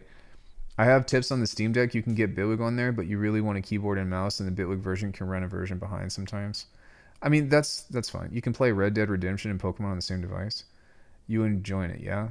Well, I'm not going to get a Steam Deck because tax season is coming up. And I'm a little bit worried for tax season, to be honest, because that's going to suck. But after tax season, we'll see what's going on. Can someone fill me in on what happened? I would just go on Reddit, but basically somebody did some copyright infringement. No, I'm not getting a return. I'm 1099, dude, so I'm going to have to pay out the wazoo. I want a Steam Deck, but not for that price. It's on sale right now. I might recommend against it. I just think that it's dope that I can make drums on my phone now. And I haven't gotten into the down and dirty of it. I was actually thinking about doing that either today or maybe on Wednesday. Or maybe I'll just do a video on it where I'm recording or something. But dude, like, I can literally pull up a sampler that you can record from your phone. I have a Shure MV88.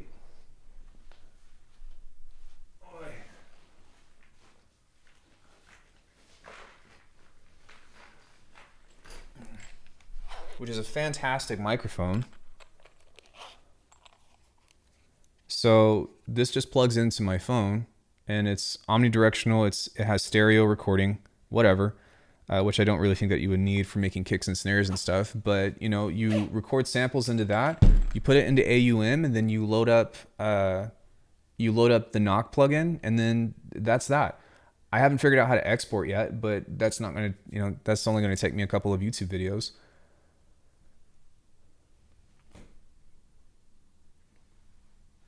My most essential app on the iPad is Audio Share. Is that how to get sound out of the iPad? Oh, and I forgot, no VSTs. You might get lucky and find some Linux ones. Yeah, I'm aware of that.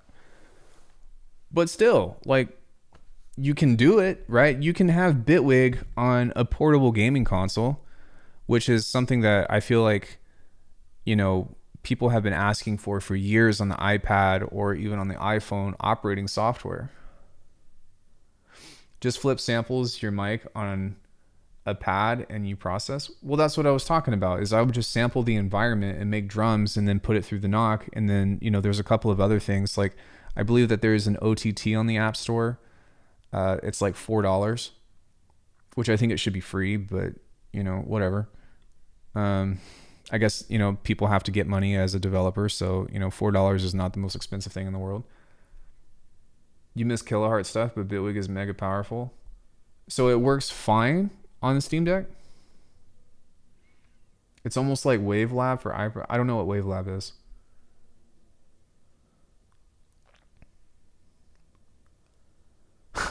People are going to think I'm playing Pokemon on the bus. Bitwig does, yes. The link between apps and also between iPad / Outer World. Oh, I see. So it creates like a central hub. I literally just showed my girlfriend who was making music what's up about the infiltrator dice on my own samples. She was like, oh yeah, what you were saying, making your own samples is easy. It really is. It really is.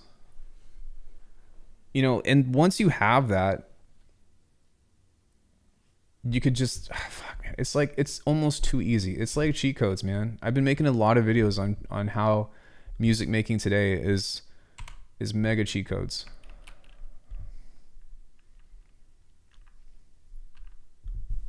You get something like this, you know.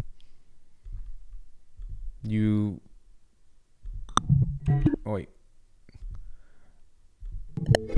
Oh my God, sorry.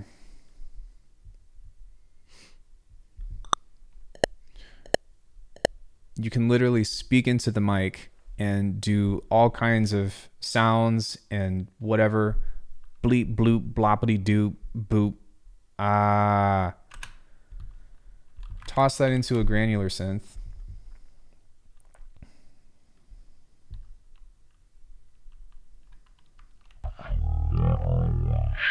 Okay, we just made a bass.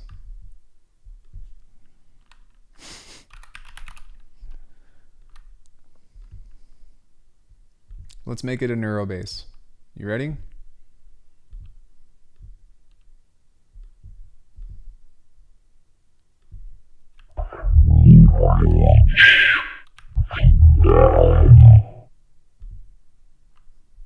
Okay, let's give it some OTT. Hey, Cantwell, what's up?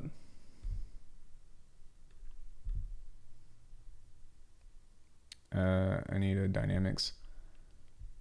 There's no vocoder on this yet. That's too much work.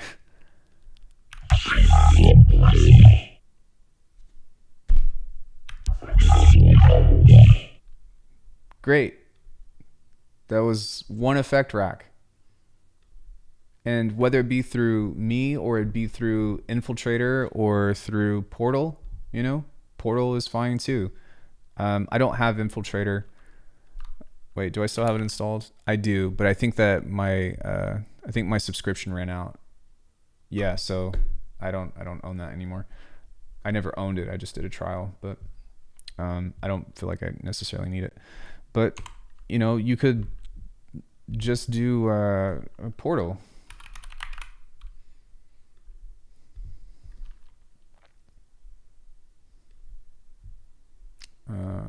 You know, it's like 2 clicks and it's done, right? Or whatever.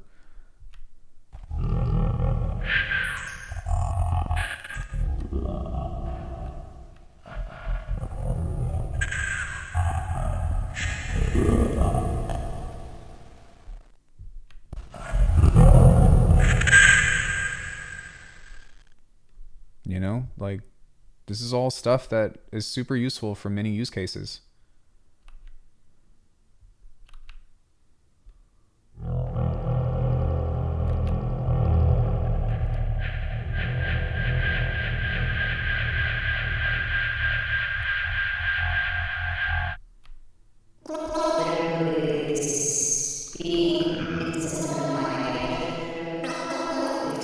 You know, if you threw this through like Big Sky or something, you can make your own choir. But I mean, it's super. Sound design is not difficult anymore. It used to be, but it really isn't.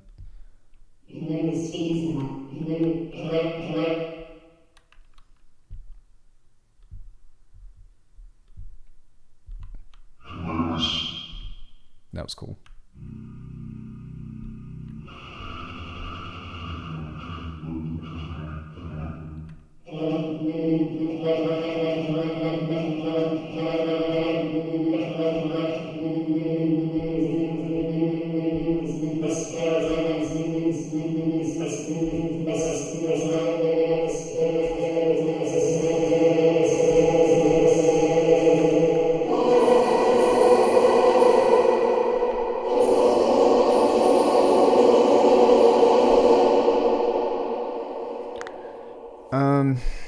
It depends. It depends on your approach to sound design as a whole. If you're going into sound design being like, all right, I need to learn how to remake all these people and things that I like and this and that, like you're setting yourself up for failure, or you're setting yourself up for a really, really long journey that is super unnecessary.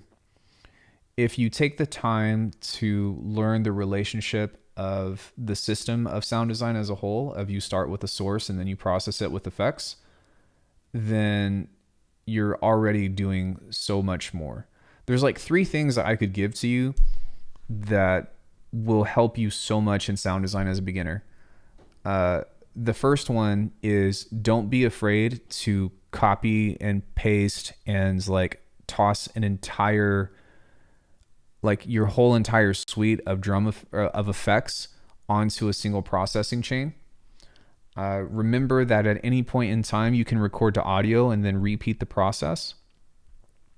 And then learning your tools. So learning the relationship of like being able to identify your glossary of what a chorus does, what a phaser does, not in its case of a use case, but what does it sound like? Because once you start to figure out what 2 things sound like together, you've created a relationship between them. And what you start doing with complex sound design is you just build a relationship of a bunch of effects together that creates a result.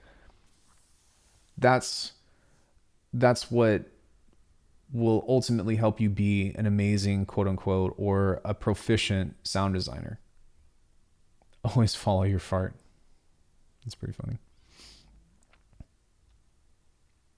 But I mean, yeah, in any case, you know, when it comes into sound design and stuff, they're all just pretty much formulas. And then when you start to change things, when you start to remember these sound design formulas and stuff, you start just making weird choices. And when you make those weird choices, that's when you learn something. I will say that if you have access to modulators, that is one of the fastest ways that you can learn sound design, because you don't have to touch anything with your hands. You know, you don't have to go in and automate stuff. You don't have to go and tweak 2 knobs against each other with the hand, like, you know, or with the click of a mouse. You can just set one modulator on a bunch of different stuff and see how the effects interact with each other. People like really I think they really underestimate like how amazing Phase Plant is, and even Serum, like how amazing Serum is if you have that kind of mindset with, you know, working with LFOs or pitting knobs against each other and stuff. Obviously, Serum has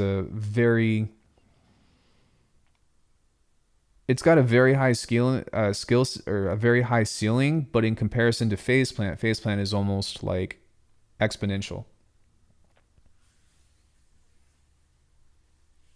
Oh, and stop fucking buying plugins. That's what I would say too. Like, stop buying effects. Stop. Or if you're gonna buy plugins, invest in effects. over synthesizers.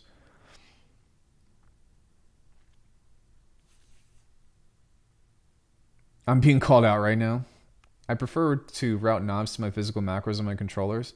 That's fine too, but that's a different skill that you're cultivating, right? That's a different thing. I have phase plan, but then going into sound design sessions is kind of overwhelming for me because I don't know when to stop. Well, don't stop. That's the point. I started deleting plugins. I don't need 15 compressors, 7 to 8 at most. How many compressors do I own? I think 2, 3. No, never mind. I own a lot. They've always been part of like bundles or whatever.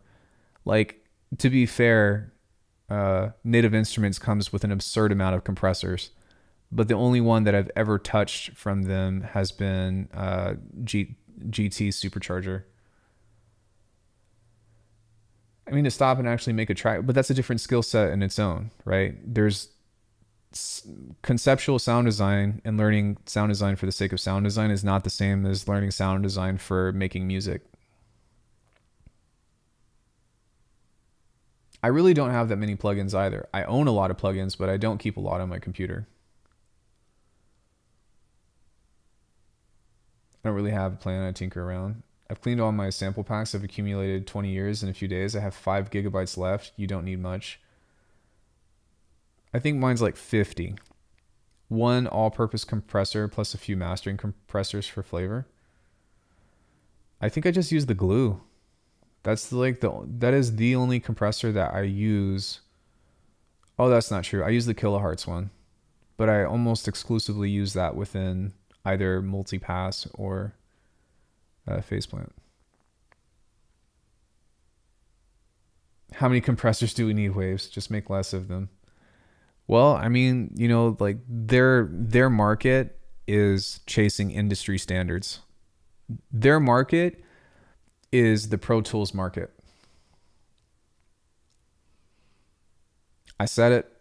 I'm sticking to it. Their market is the Pro Tools market. The industry standard, this legendary compressor has finally been emulated by, Bob Dole.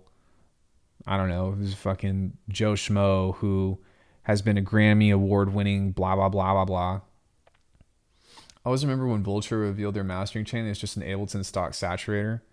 That's really fucking funny. I don't understand compressors, never used them, tried a lot of them. They all sound terrible to me. Generally speaking, I try not to use as much compression as I used to. I'll be getting the new AMIC mastering compressor from Plugin Alliance when it goes on sale. Yeah, I know. Well, that's fine. I'm just saying, whatever you guys want is totally okay. But I'm saying, in order to get good at sound design, if that's what the goal is, stop buying plugins or invest in effects. Invest in effects if that's what you're doing. A compressor is an effect, so you're actually okay there. Spitfire Audio with their string libraries. They keep releasing even more string libraries. Go sample a Volcano or something. We don't need more string libraries. That's pretty funny. I like using a variety of tools, but the truth is I would probably become a better producer with fewer tools. That's why I absolutely agree, and that's why I pretty much exclusively use Faceplant.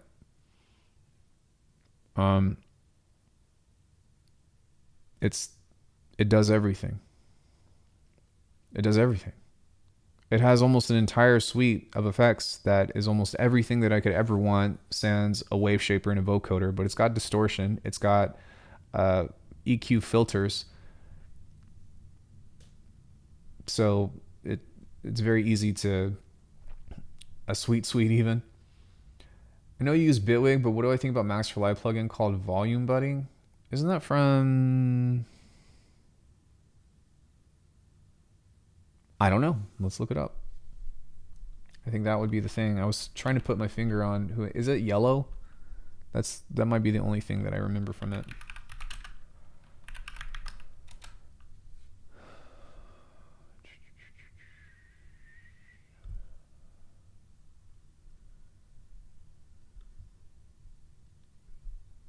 Oh, is this like Gatekeeper but for Max for Live? We have a saying in Polish, not the gear, but the technique makes you a player, and it means no matter what you have, just yeah, make the best of what you have. I agree with that. Having too many tools can make you feel lost. It's a bit ironic, but you're right.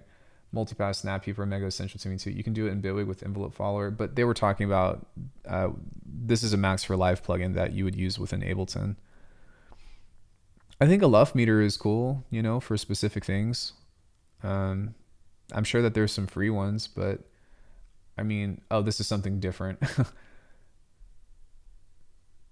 This is what we were looking at. $18 for... Oh, this is what we're looking at. No.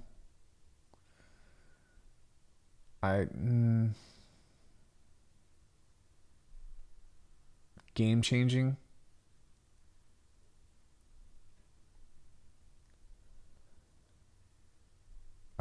Gain staging is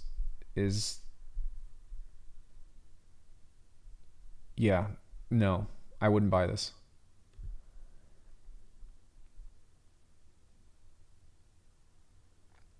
It's like a dynamic fader.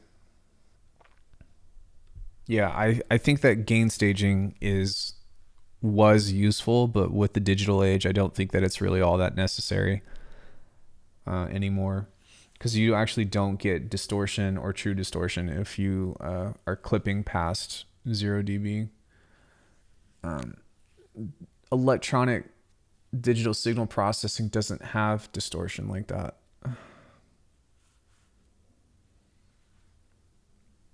It's A to B effects without getting tricked by volume. No, I think just having a Luff meter would be fine. A sidechain for $19. No, I think that, you know, that side, like Gatekeeper and stuff, I've actually found a lot of use within that. I don't think that's a bad one. If you can't do it with Bitwig devices, there's the grid to get consumed by. I don't know, building a compressor inside the grid is not worth it for me, but I understand what you mean. Waves has a few plugins that do the same thing. I think it's called Tracker. Track Spacer, is that what you're talking about? That's not from Waves, but mostly useful for live performance. I agree with that. Gain staging and stuff is really good for like live recording. And I do think that there's a use case for that, especially if you're recording hot. But when it comes into like, I'm making a beat, I don't think it's that useful.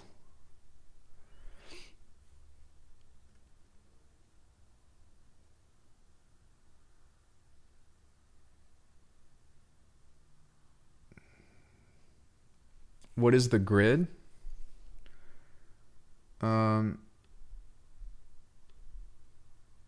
I'll show you. No.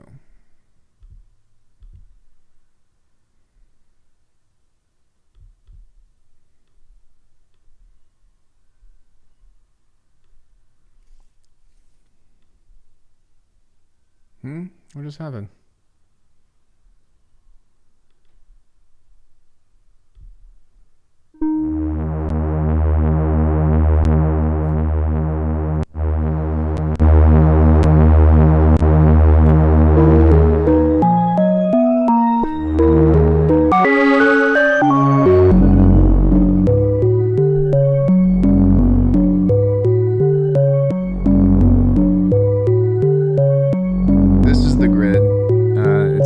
Like what's it called, VCV rack, but with Bitwig's own modular environment.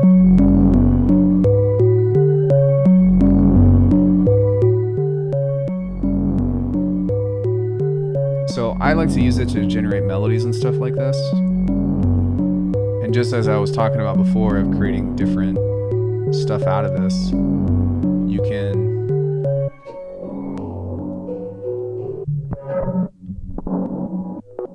no, because it has its own modules. It's way different. Yeah, I'd say that it's way different than Patcher. It has the same like environment of being able to patch things like Patcher, but it's got all of its own modules built into it.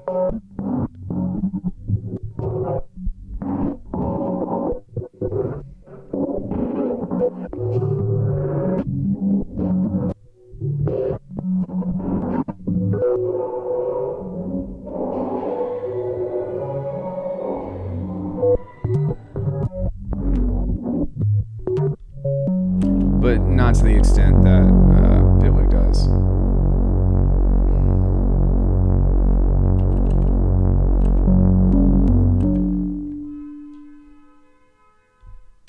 I mean, I think that there's like over 160 different modules in here, I want to say. There's different oscillators that are exclusive to it, different filters, leveling modules, display stuff, oscilloscope, spectrum, random modulators, distortion modules, pitch and MIDI input, phase stuff, LFOs, delays, math and stuff, data with scales or specific shapes, envelopes, mix stuff, logic. There's a lot, and it's honestly overwhelming. I use this on a very, very rudimentary level, but that's just because I don't care to figure out what it means to toss a signal into the, to the not or the and the or say, well, it's got to be less than. Like, I just don't, I don't want to do math. I want to do sound design.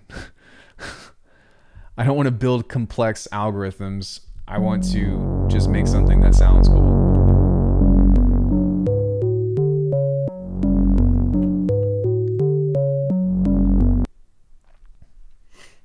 You can think of it like that. So are you interested in the production part or the setup of monitoring gain staging?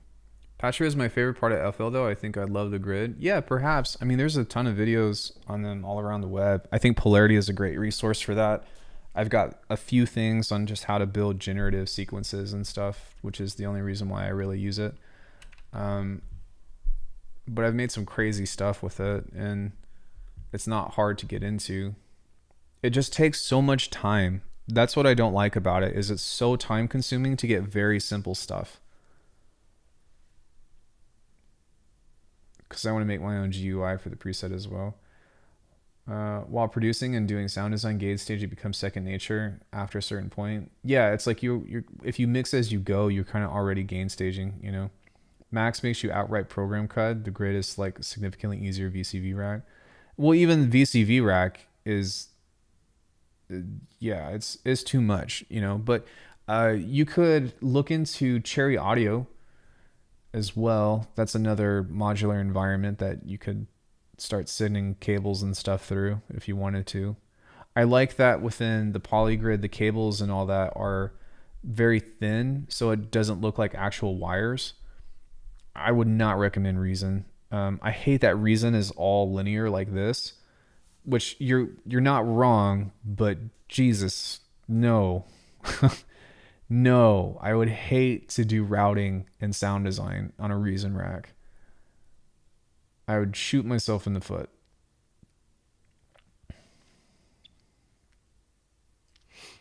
And in fact, I'm actually running into problems with both Bitwig and Ableton because I don't know if you all noticed or not, but I don't like doing sound design like this anymore with effects stacked horizontally or vertically. Like the semi-modular approach behind things like phase plant, to where you have like multiple units like this. I'm so spoiled when it comes into sound design. And if you get phase plant, you will be too. But this is so much more streamlined compared to any other workflow environment that I've tried. The semi-modular approach is just so much more easy to work with. Tried VCV several times and gave up. I would have done the same. I'm not really feeling that. Does anybody have any questions about anything that we talked about today, or does anybody have any questions about anything else in general? Faceplant is incredibly streamlined. It's efficient as all get out. Yeah, I agree. I think it's the meta right now. I really think that Faceplant is the meta of sound design because of the ease of use. And even though it can't do every single kind of sound design, you can pretty much get any kind of sound that you want out of it.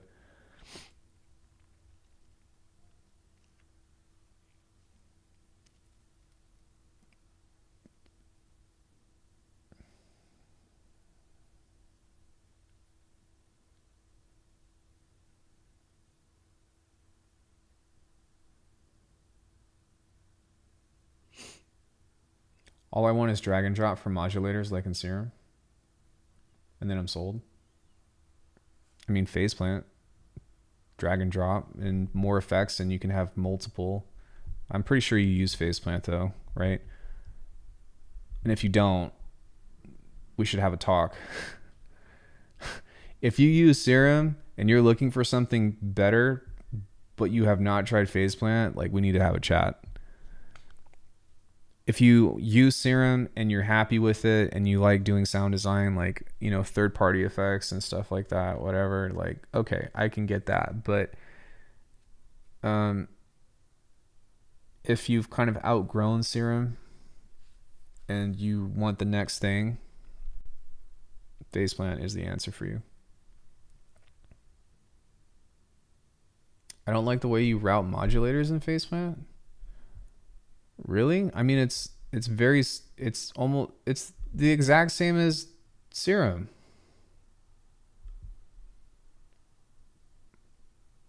I mean, maybe you don't click and drag or drag the modulator, but it's the same thing. You click on the modulator on the host, and then you figure out the destination target.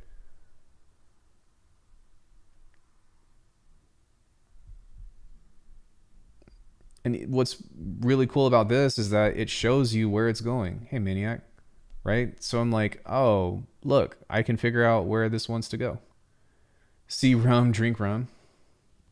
Simpler than drag and drop. I mean, it's all opinion, of course, right? Because how you like to work is how you like to work. But I mean, man, gonna ping on off. Have a good rest of the day. Yo, thanks for coming in, Scree. Appreciate you being part of the chat. I don't really like the LFO designer either. That's fair. It's not the same. It's not like, you know, double click anywhere and do that, but I don't feel like it's that big of a deal. I do wish that it had the double click on things. And I don't really get why, to your credit, I don't really get why you can't make points on this, on the LFO. Like, if I were to do this, you can't, like, it's curved. You can't make non-curves unless if you do this. Yeah, that's kind of odd to me, but whatever. I have a question, Vital or Serum? I don't use either of them anymore, to be honest. I've been thinking about making a preset pack for Vital, but I also just feel like I should kind of stay in my lane and just make stuff for faceplant.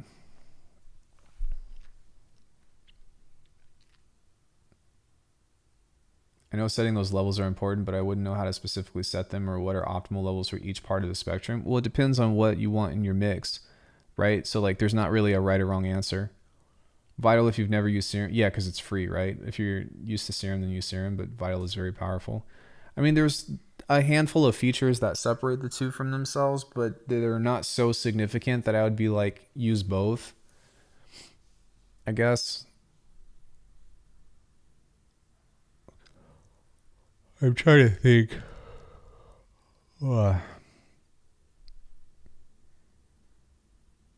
Yeah, they both have good stuff. I like that. I'd probably pick Vital now that I think about it. Yeah, I'd probably pick Vital.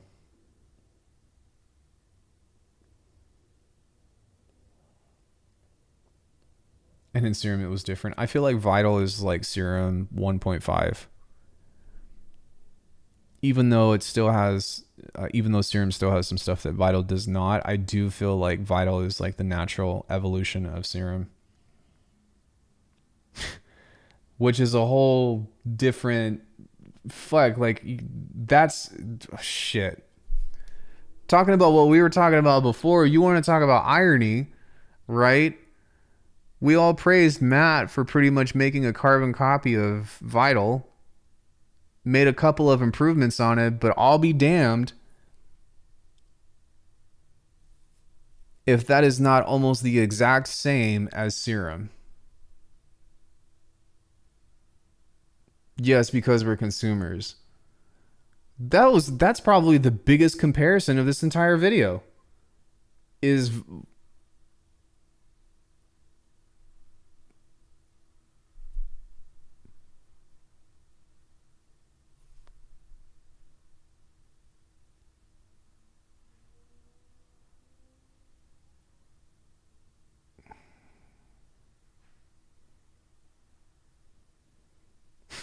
If we all made plugins and not songs, this would be a different conversation.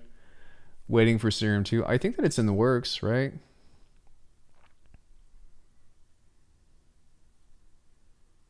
I don't like either. I think that a bit biased. I think that Serum really like helped push what we all wanted from Massive. And then I think that Phase Plant really pushed what we all wanted from Serum.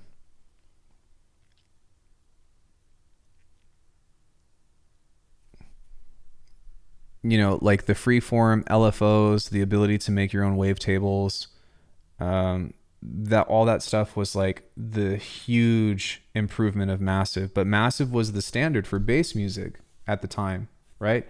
And a lot of other stuff came out that was kind of cool. Like Cyclops was dope.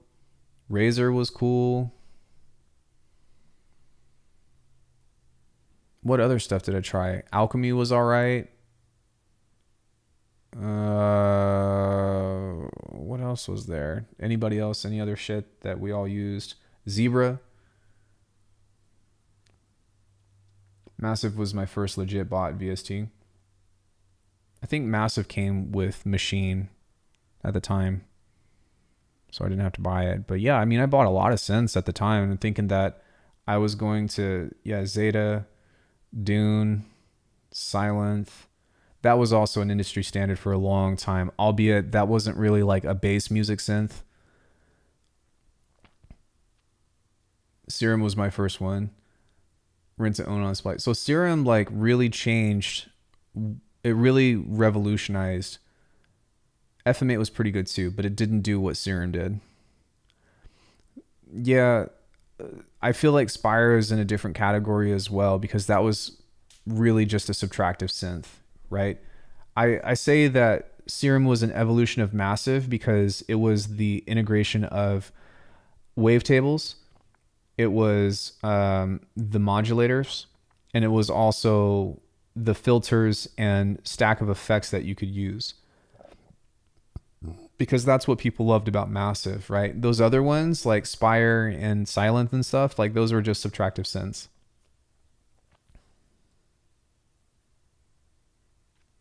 Predator was my boo-boo.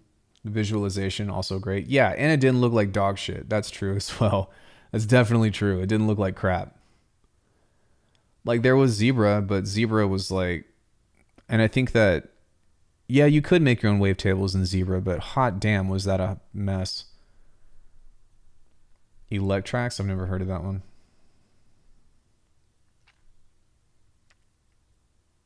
Zebra still looks complicated. It is, but it's not. It's actually kind of like Phase Plant. Yeah, Operator, yeah, very true. But Operator is not a wavetable.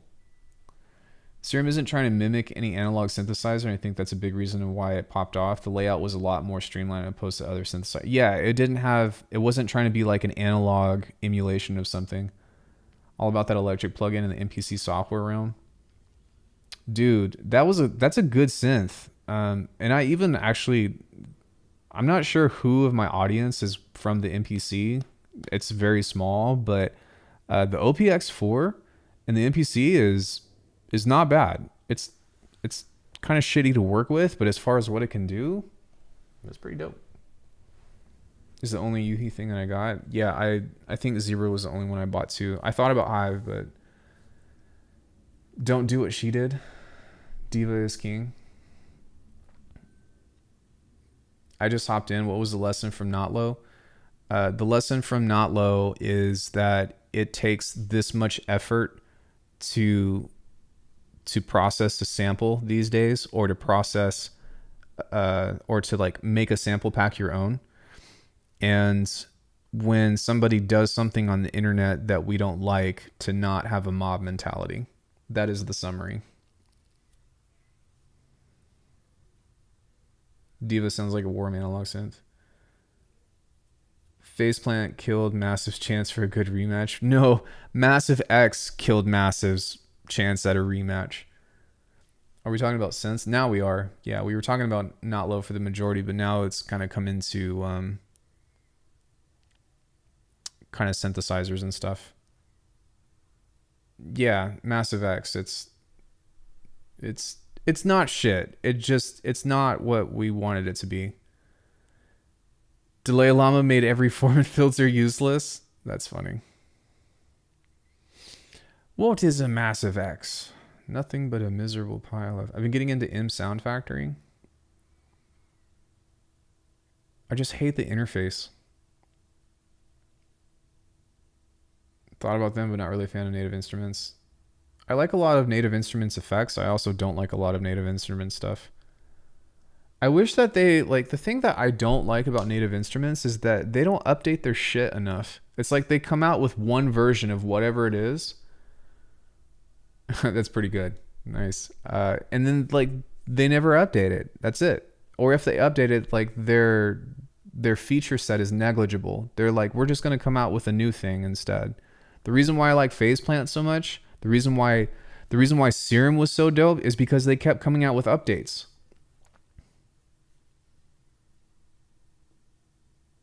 Dinosaur impersonating virtual analog. Did you come up with that just now, as my partner would say? That's pretty good. Contact is my favorite multi-sample thingy. It's better than Falcon, that's for sure.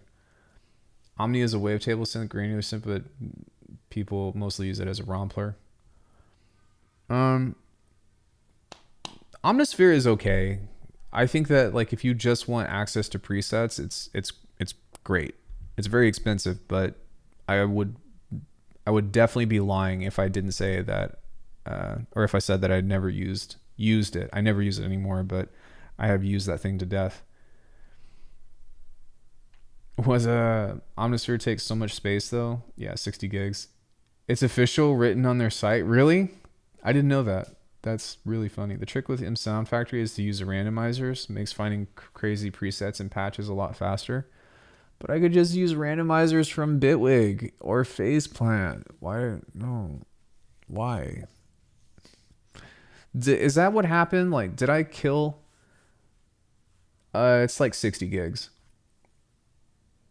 The price always kept me away. Well, it goes on sale a lot. Saw, dude. Hey, Drizz Nation. Drizzy. Drizzy. Drizzle. Drizzle Dizzle. Yeah, it's like 60 gigs. Contact, or sorry, not Contact. Complete is like over a terabyte. The lack of demo keeps me away. The modulation in Omnisphere sucks. It's the randomize button. It finds a random preset like Infiltrator. You can randomize the parameters. Okay, right on. You know what is actually, and I don't talk about this enough. I did a review, and I'm really sad that I might even do another review just to talk about this. Yo, Reactor doesn't work on M1. I think it does. Do I have Reactor?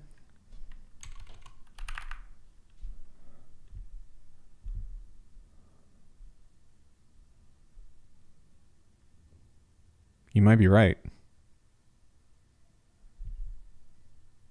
No, it works. Look, I'm on an M1 Max.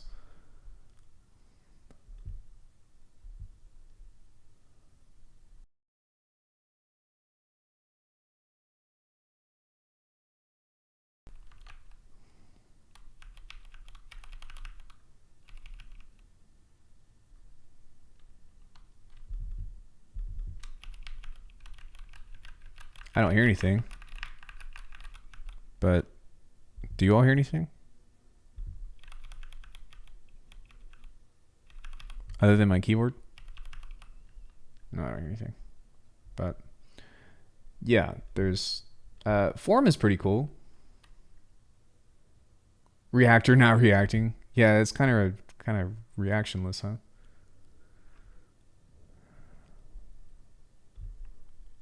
Oh, that crashed.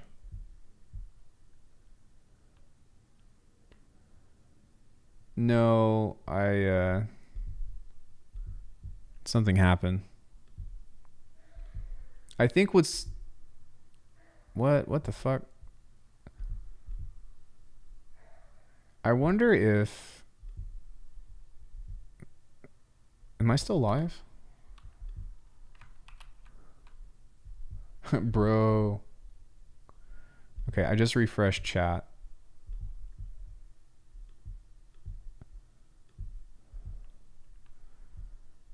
Who killed Absinthe? RIP. Native Instruments, because they never updated it.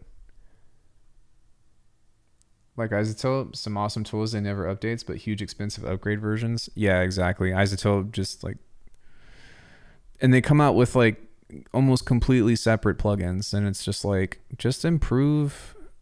I don't know. It drives me crazy.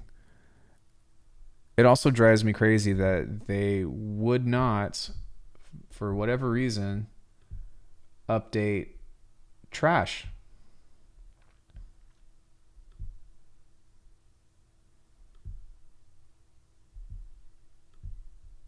Like, why would you not update Trash? Come out with Trash 3. I'll pay for it.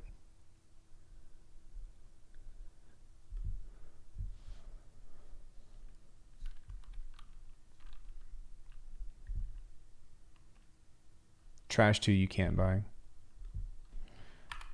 You technically can't buy FL Studio plugins anymore. Or most of them anyway. Sorry, I just want to make sure that my sound was working. Is my sound working on stream? No, it's not. Why buy Trash when you can just make Trash beats? Shit. Let's see if this refresh helps. Yeah, so what I think is going on is I have OBS and I'm just using the screen capture, which is a new software for Mac, but I think that it's buggy.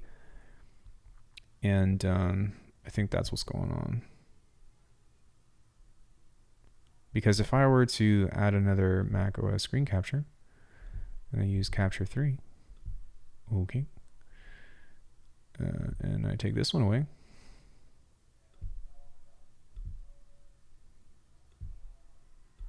move this over here.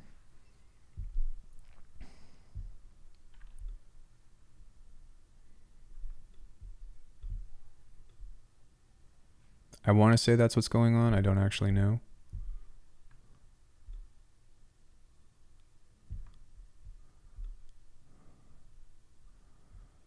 Would be nice to figure that out.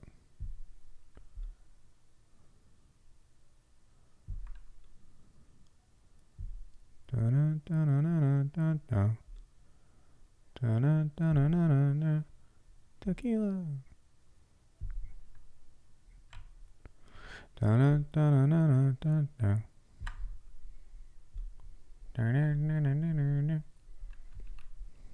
Tequila. Nope, still not working.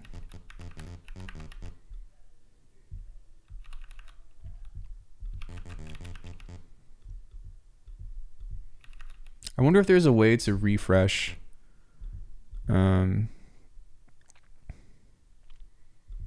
there's like a way to refresh OBS's thing, but I'm fairly certain that's what's happening, is that it's an OBS problem.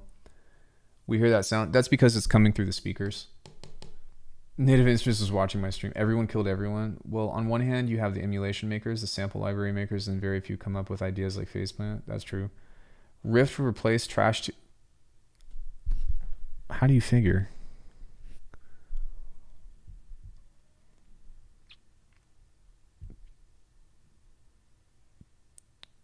Rift does not have a wave shaper on it. It's a completely different, I guess it's not completely different, but it's a distortion unit compared to like what it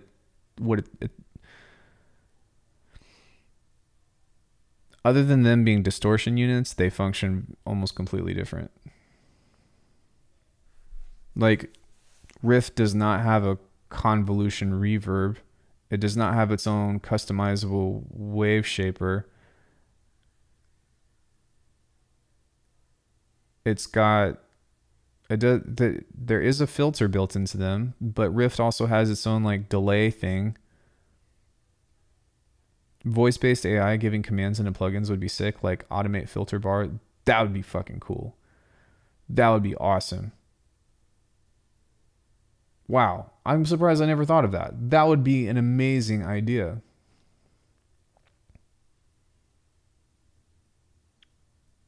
Hmm.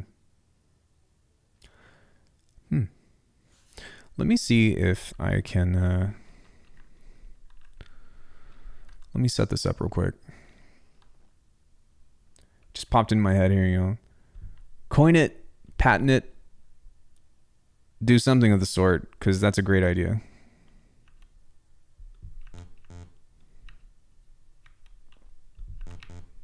Come on, why don't you do the thing?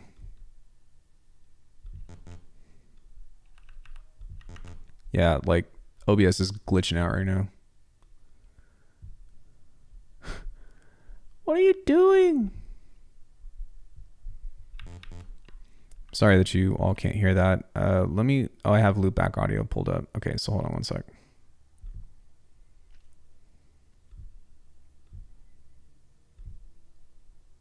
Okay. Let me, fuck. I need to move this over to the side.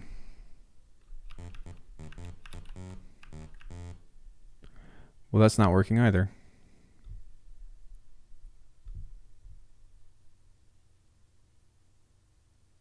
Yes.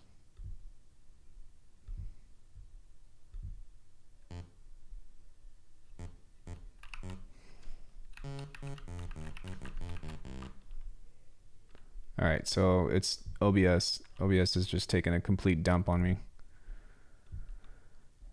How sad. Hey. Had that too, had to restart OBS. Yeah, there we go. Yo, AI, make banger. I have a love-hate relationship with AI. Well, it's going to get there at some point, right? Where you can just be like, hey, read my mind, what I'm thinking, and create the profound. Now start reactor again. I'm willing. I'm willing to.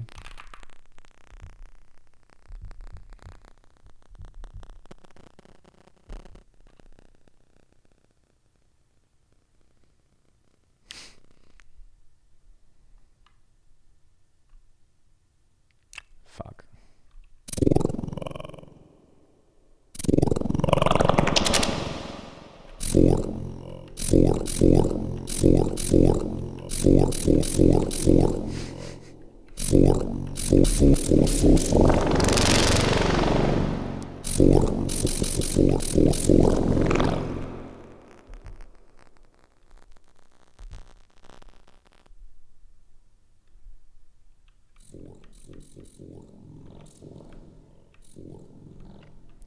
Well, I was trying to see if I can get this to work nicely, but it's not working.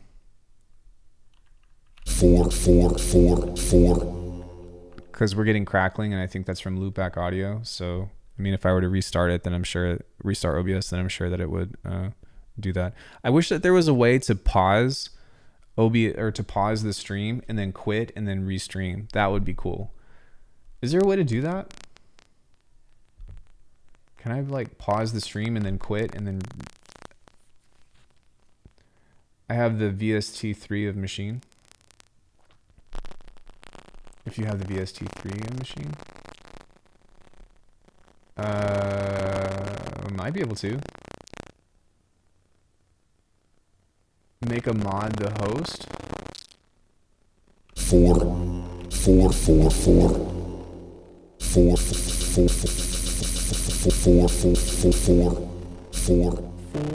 It's like when you go golfing.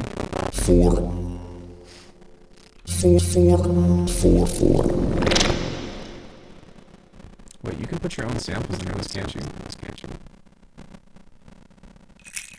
Oh, you can.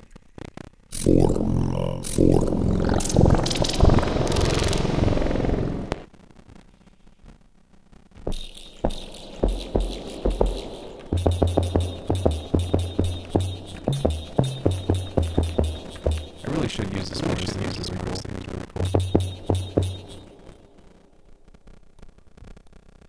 Did that help?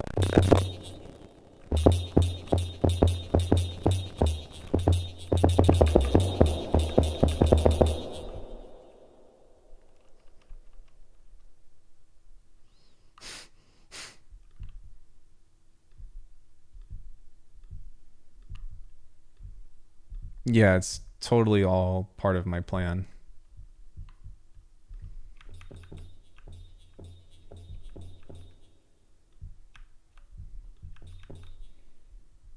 Um, Hold on one second.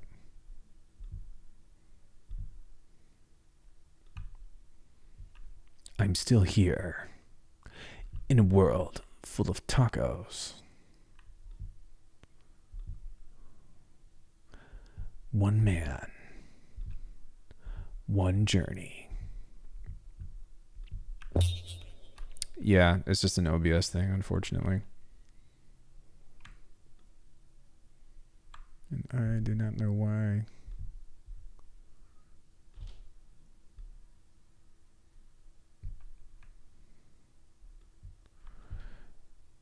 Who is going to be on the gaming channel with me on Friday? Anyone? Anyone? We're going to be playing the Resident Evil 4 remake, which is going to be super sick.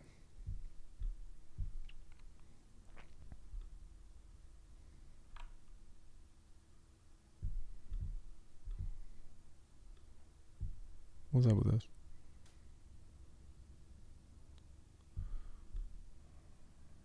There we go. Now I just need to get my face back on here. Hi. There we go. Nice game, man. What games are up? Yeah. Friday, Resident Evil 4 remake. VR was one of the most fun versions of the game I played. Really? That sounds awesome. I would play that and be scared shitless. I have beaten Resident Evil 4 more times than I would like to admit. That's probably the game that I have beaten the most times in my entire life, to be honest.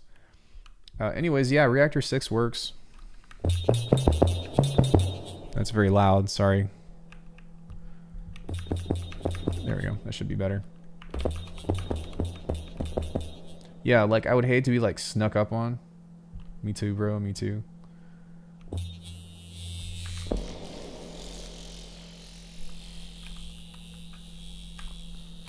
Yeah. But I don't know. It works for me. I think that they just updated it for full support for that, but there's that. Yeah, but we won't be on this channel. We'll be on anti-air.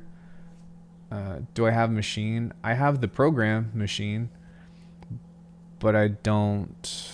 I mean, I guess I could pull it up as a VST. There are a bunch of updates recently. VST.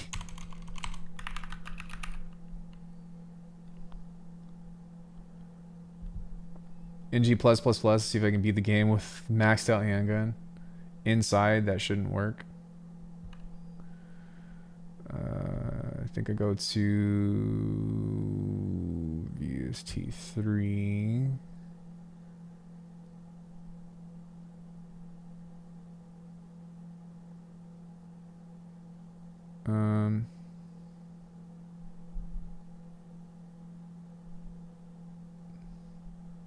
I don't see it.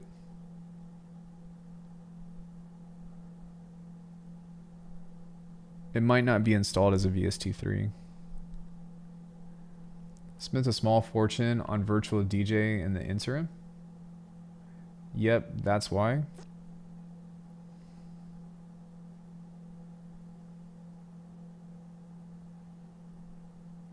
Are you saying that it doesn't work? It doesn't work inside machine? Because that's a different thing. Still needs an ARM update? Yeah, you might just have to, or I might just have to rescan the plugins, which is probably what it is. Okay, whatever.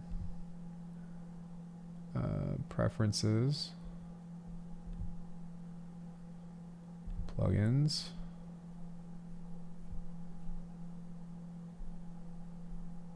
Massive X.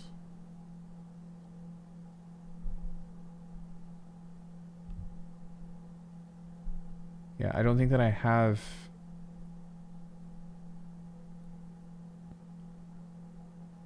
I'm waiting for the update. It's only in Rosetta. Oh, all right. Well, I don't really use Reactor to be honest, anyways. But I see what you mean. It's still complicated or whatever. But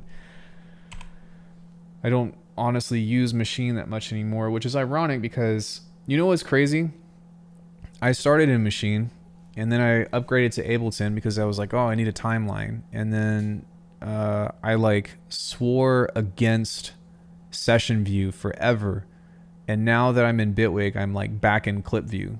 Although it's a little bit different and it's much more advanced. Like, it's just kind of ironic that I'm going back to that workflow.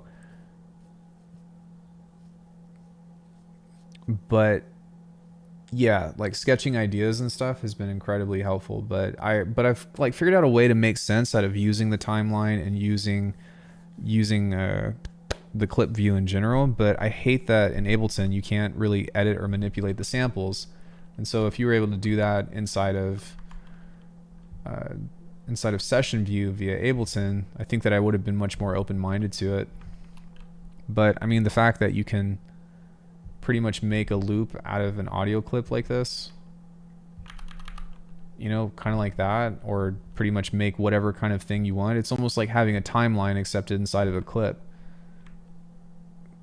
Since especially you can do all the automation and stuff as well just within a clip on its own. So like this is super versatile, and that's why I'm like, oh yeah, I could totally use this now.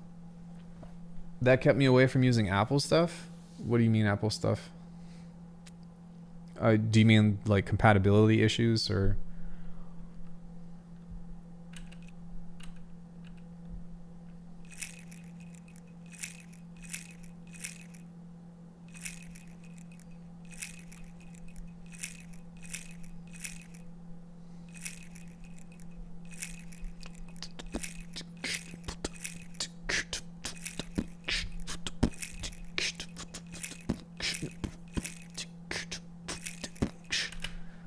Yeah, super cool. The Windows world follow the ARM route eventually. Well, I think that they were the first ones to implement.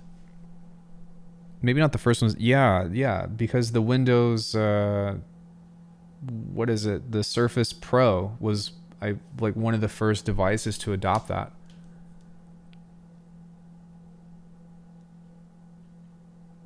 For the slow update rewards.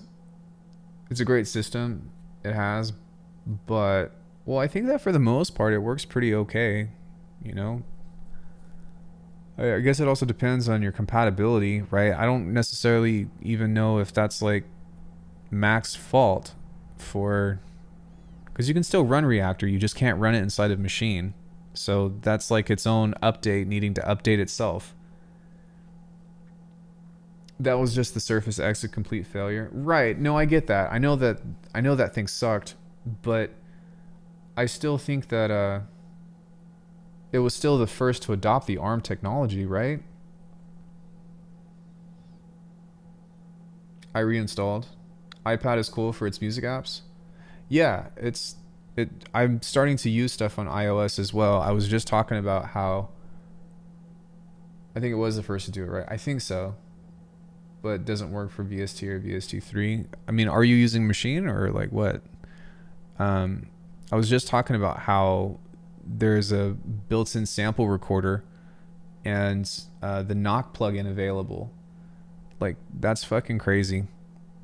I wonder if, let me see if I can transition this into Ableton on M1 Ultra. Oh, shit, I'm jealous. Well, at least of the M1 Ultra part. But that's weird. It works for me. And why do you have to run it inside of Machine?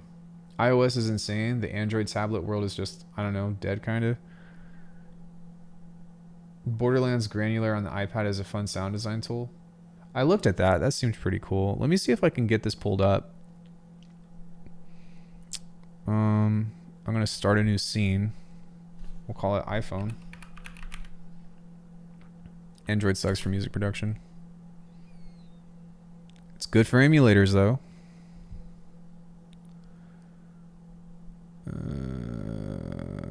I think video capture device. Oh, iPhone screen.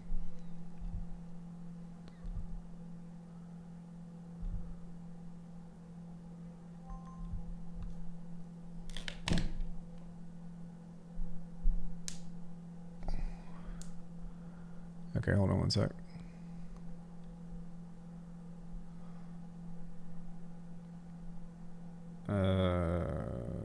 Other device.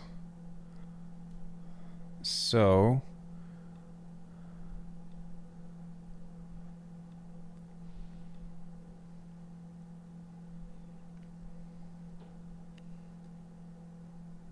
what was the lesson learned from Notlo? One is be careful how you react to stuff. The other is how easy it is to manipulate samples in today's day and age of technology. So yeah, this is all of my apps and stuff. Exposed my phone.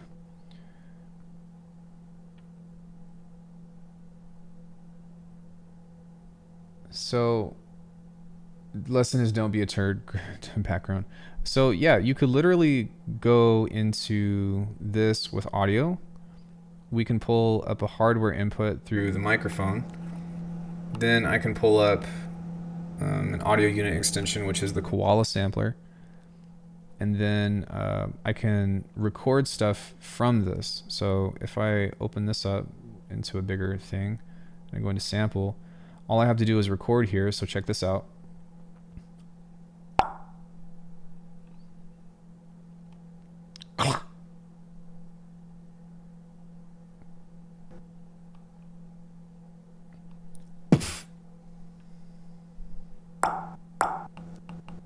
Is that making any sound for you all? Maybe I need to turn on monitoring for this. I swear I love 808s and trap music app there. Perhaps. Okay, I don't hear it, so hold on one second. I need to turn on monitoring on this. Filters, advanced audio properties, active. Monitoring output. Okay. There we go.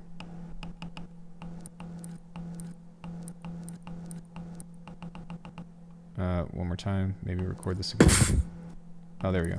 So yeah, you can edit the samples like this. Change the pitch if you want. You can EQ this out.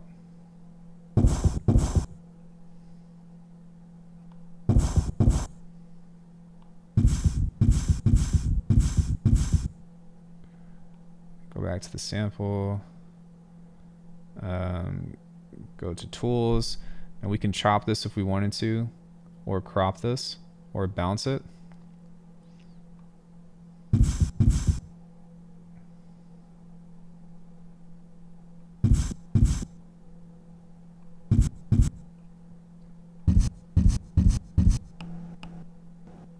This is on my phone.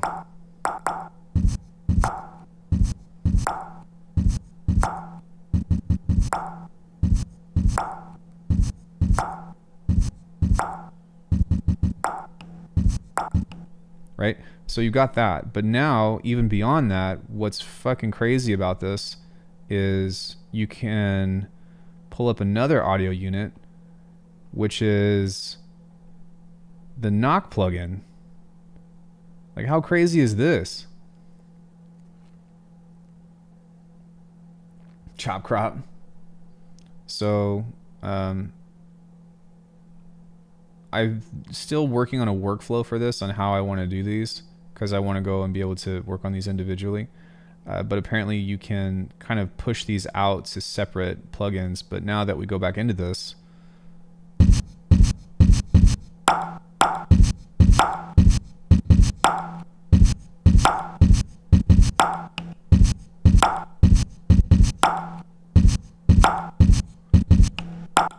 right? Like,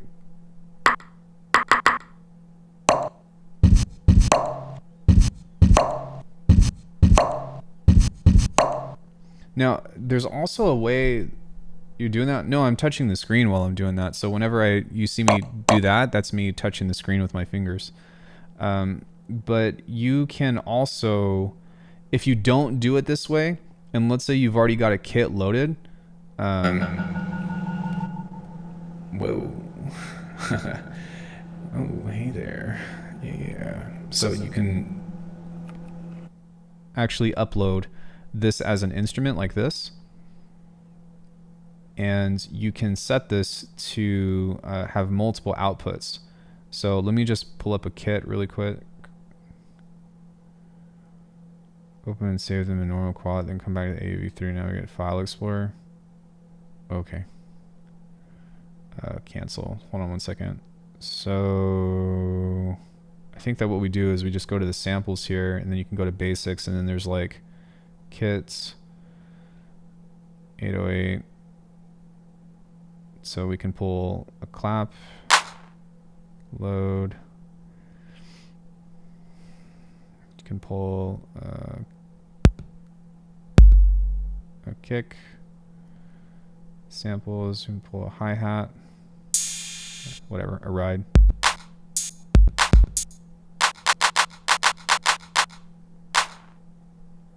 Swap.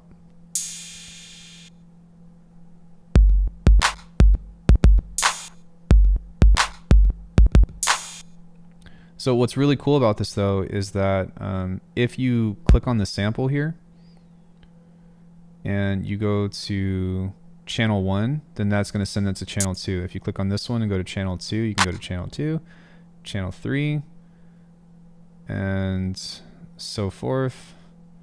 So what's awesome about this is if you scroll over to the right and go plus and then go audio, you can take this and go multi-bus output unit, and now that's channel 2. You can go here to audio and now pull this up, and now that's channel 3, and all of these can have its own separate processing on this. So if I wanted to add the knock plugin to this one, I could do that. And let's say whatever is on this is the kick, right? So in theory, this should make the kick bigger now if I kind of give it a little bit of clipping, maybe a little bit of sub, some distortion. Yeah, sure enough. But it shouldn't affect, yeah, it doesn't affect the other ones. So we can crop it just like so. I'm going to turn the release up.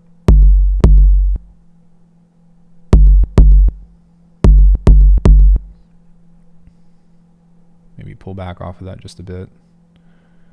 Then we can come to the other one here, and that should be the ride. I'm going to skip that one, but we can add in another knock plugin to...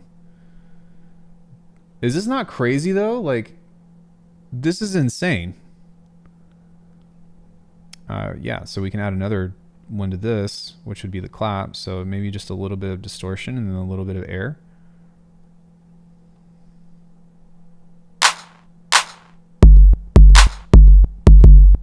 Make 'em wanna marry me.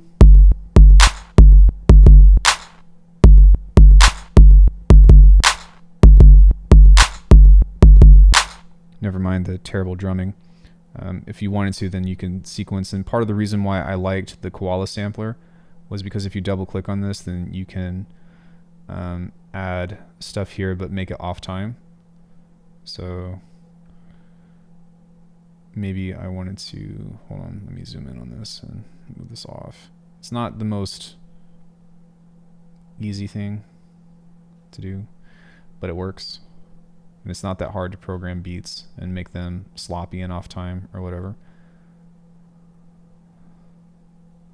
But if I were to move that back here, toss that one on here as well, a little bit late, and then set the tempo to 85. Or yeah, even 100, right? Then you close out of that, hit play.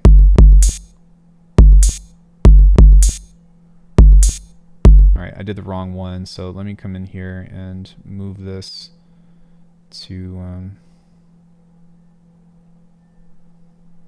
this guy, which is going to move the knock plugin or whatever, but that's okay. Dude, come on.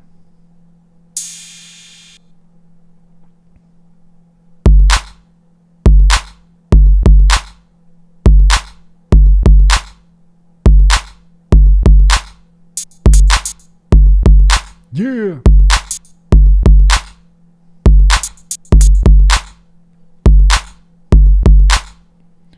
So the only thing that I haven't figured out how to do on this is how to export. Because what I would most likely do is just click on this and however many samples I have, go back into the perform and then just lay out something on here to where it's just like one sample at a time on the grid. So it'd be something like this. Let's say I've got 4 samples on here. I would just go 1, 2, that's fine, 3, 4. So that way these are all separate, and then I would bounce that out as the entire kit. Because once you have that, you can kind of just click out of this and go back into sample, go swap, put on your processing that you want to do for these. You can also add more than one effect. So if I wanted to do this, there's like some really interesting things here. Like there's a hard clipper, for example, which is kind of dope. There is, what else do we got here? Some stereo processing stuff. None of that looks quite that interesting. Filter and EQ, which is kind of cool. Oh, it's got some all-pass stuff. It's kind of nice. But if you have any other audio unit extensions, you can kind of just label that on until your phone breaks, which we're at 30% on the DSP on that. So there's that, but I don't know how to remove this. Okay. Oh, that's how. Yeah. So, but you could essentially do sound design on this in a means that can create some compelling like drums, which is really freaking cool. So I haven't figured out how to export on this yet. If anybody knows, I would like to know. But once I do that, then I could just bounce these out as samples. And how do you do this? Session name, folder. Yeah, there's no export thing right here. Surely there's a way, right? Surely somebody knows. Somebody help me. HDMI output. No.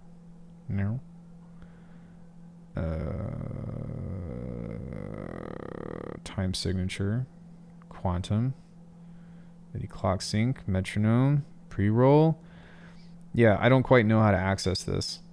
But anywho, at least as far as getting stuff, I suppose what I could always do as well is maybe use this as an external thing or whatever and see if I can get this to pick up inside of Bitwig. I'm sure I could. Ian's iPhone microphone. Okay, maybe I can't, but yeah, I don't know. There's still a couple of kinks that I'm trying to figure out, but even still, I think that that's a really amazing tool to try to work with. Let's go back here and let's get the phone back up.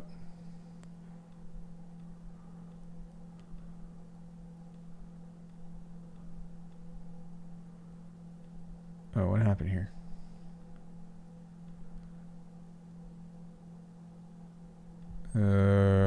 Cancel.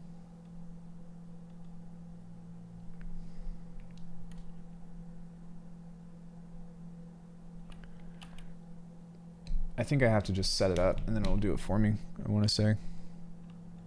Perhaps. Hopefully. Or not. Maybe we're just screwed. Technology, am I right? It's so useful, but also so frustrating sometimes.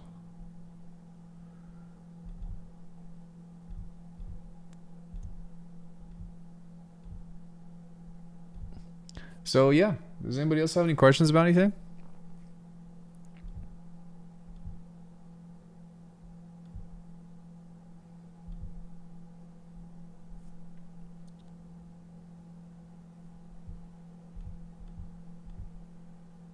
I just realized that I was in top chat this whole time. So if I missed anybody's name or anything, there's that. So yeah, I guess to kind of summarize and wrap things up, I think that I don't know. It should be easy. If you have samples and stuff or have access to stuff, it should be super easy to be able to. I know, right? Hearing the crickets.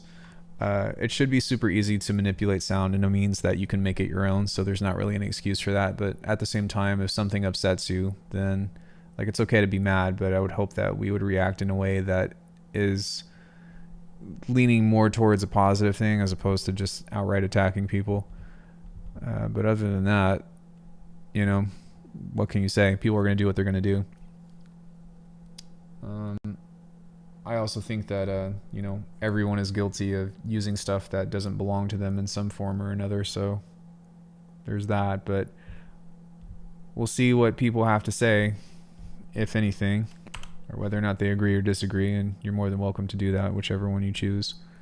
And I don't expect everybody to be like, yeah, Ian, you're right. But I do think that it's important to just remember on some account that it's like nobody's perfect. So yeah, I think I'm out too. Thank you all so much for hanging out with me today. I'll be back on Wednesday. We'll actually be making some tunes. But if you guys can, do me a favor and like the video and check out the stuff that I have to offer on my website, alchemy.com. I am going to probably eat something and then go play a game or something. Bye, everybody. Have an awesome rest of your day. Make a spiral effect? What is that? What is a spiral effect? Think care. I like that.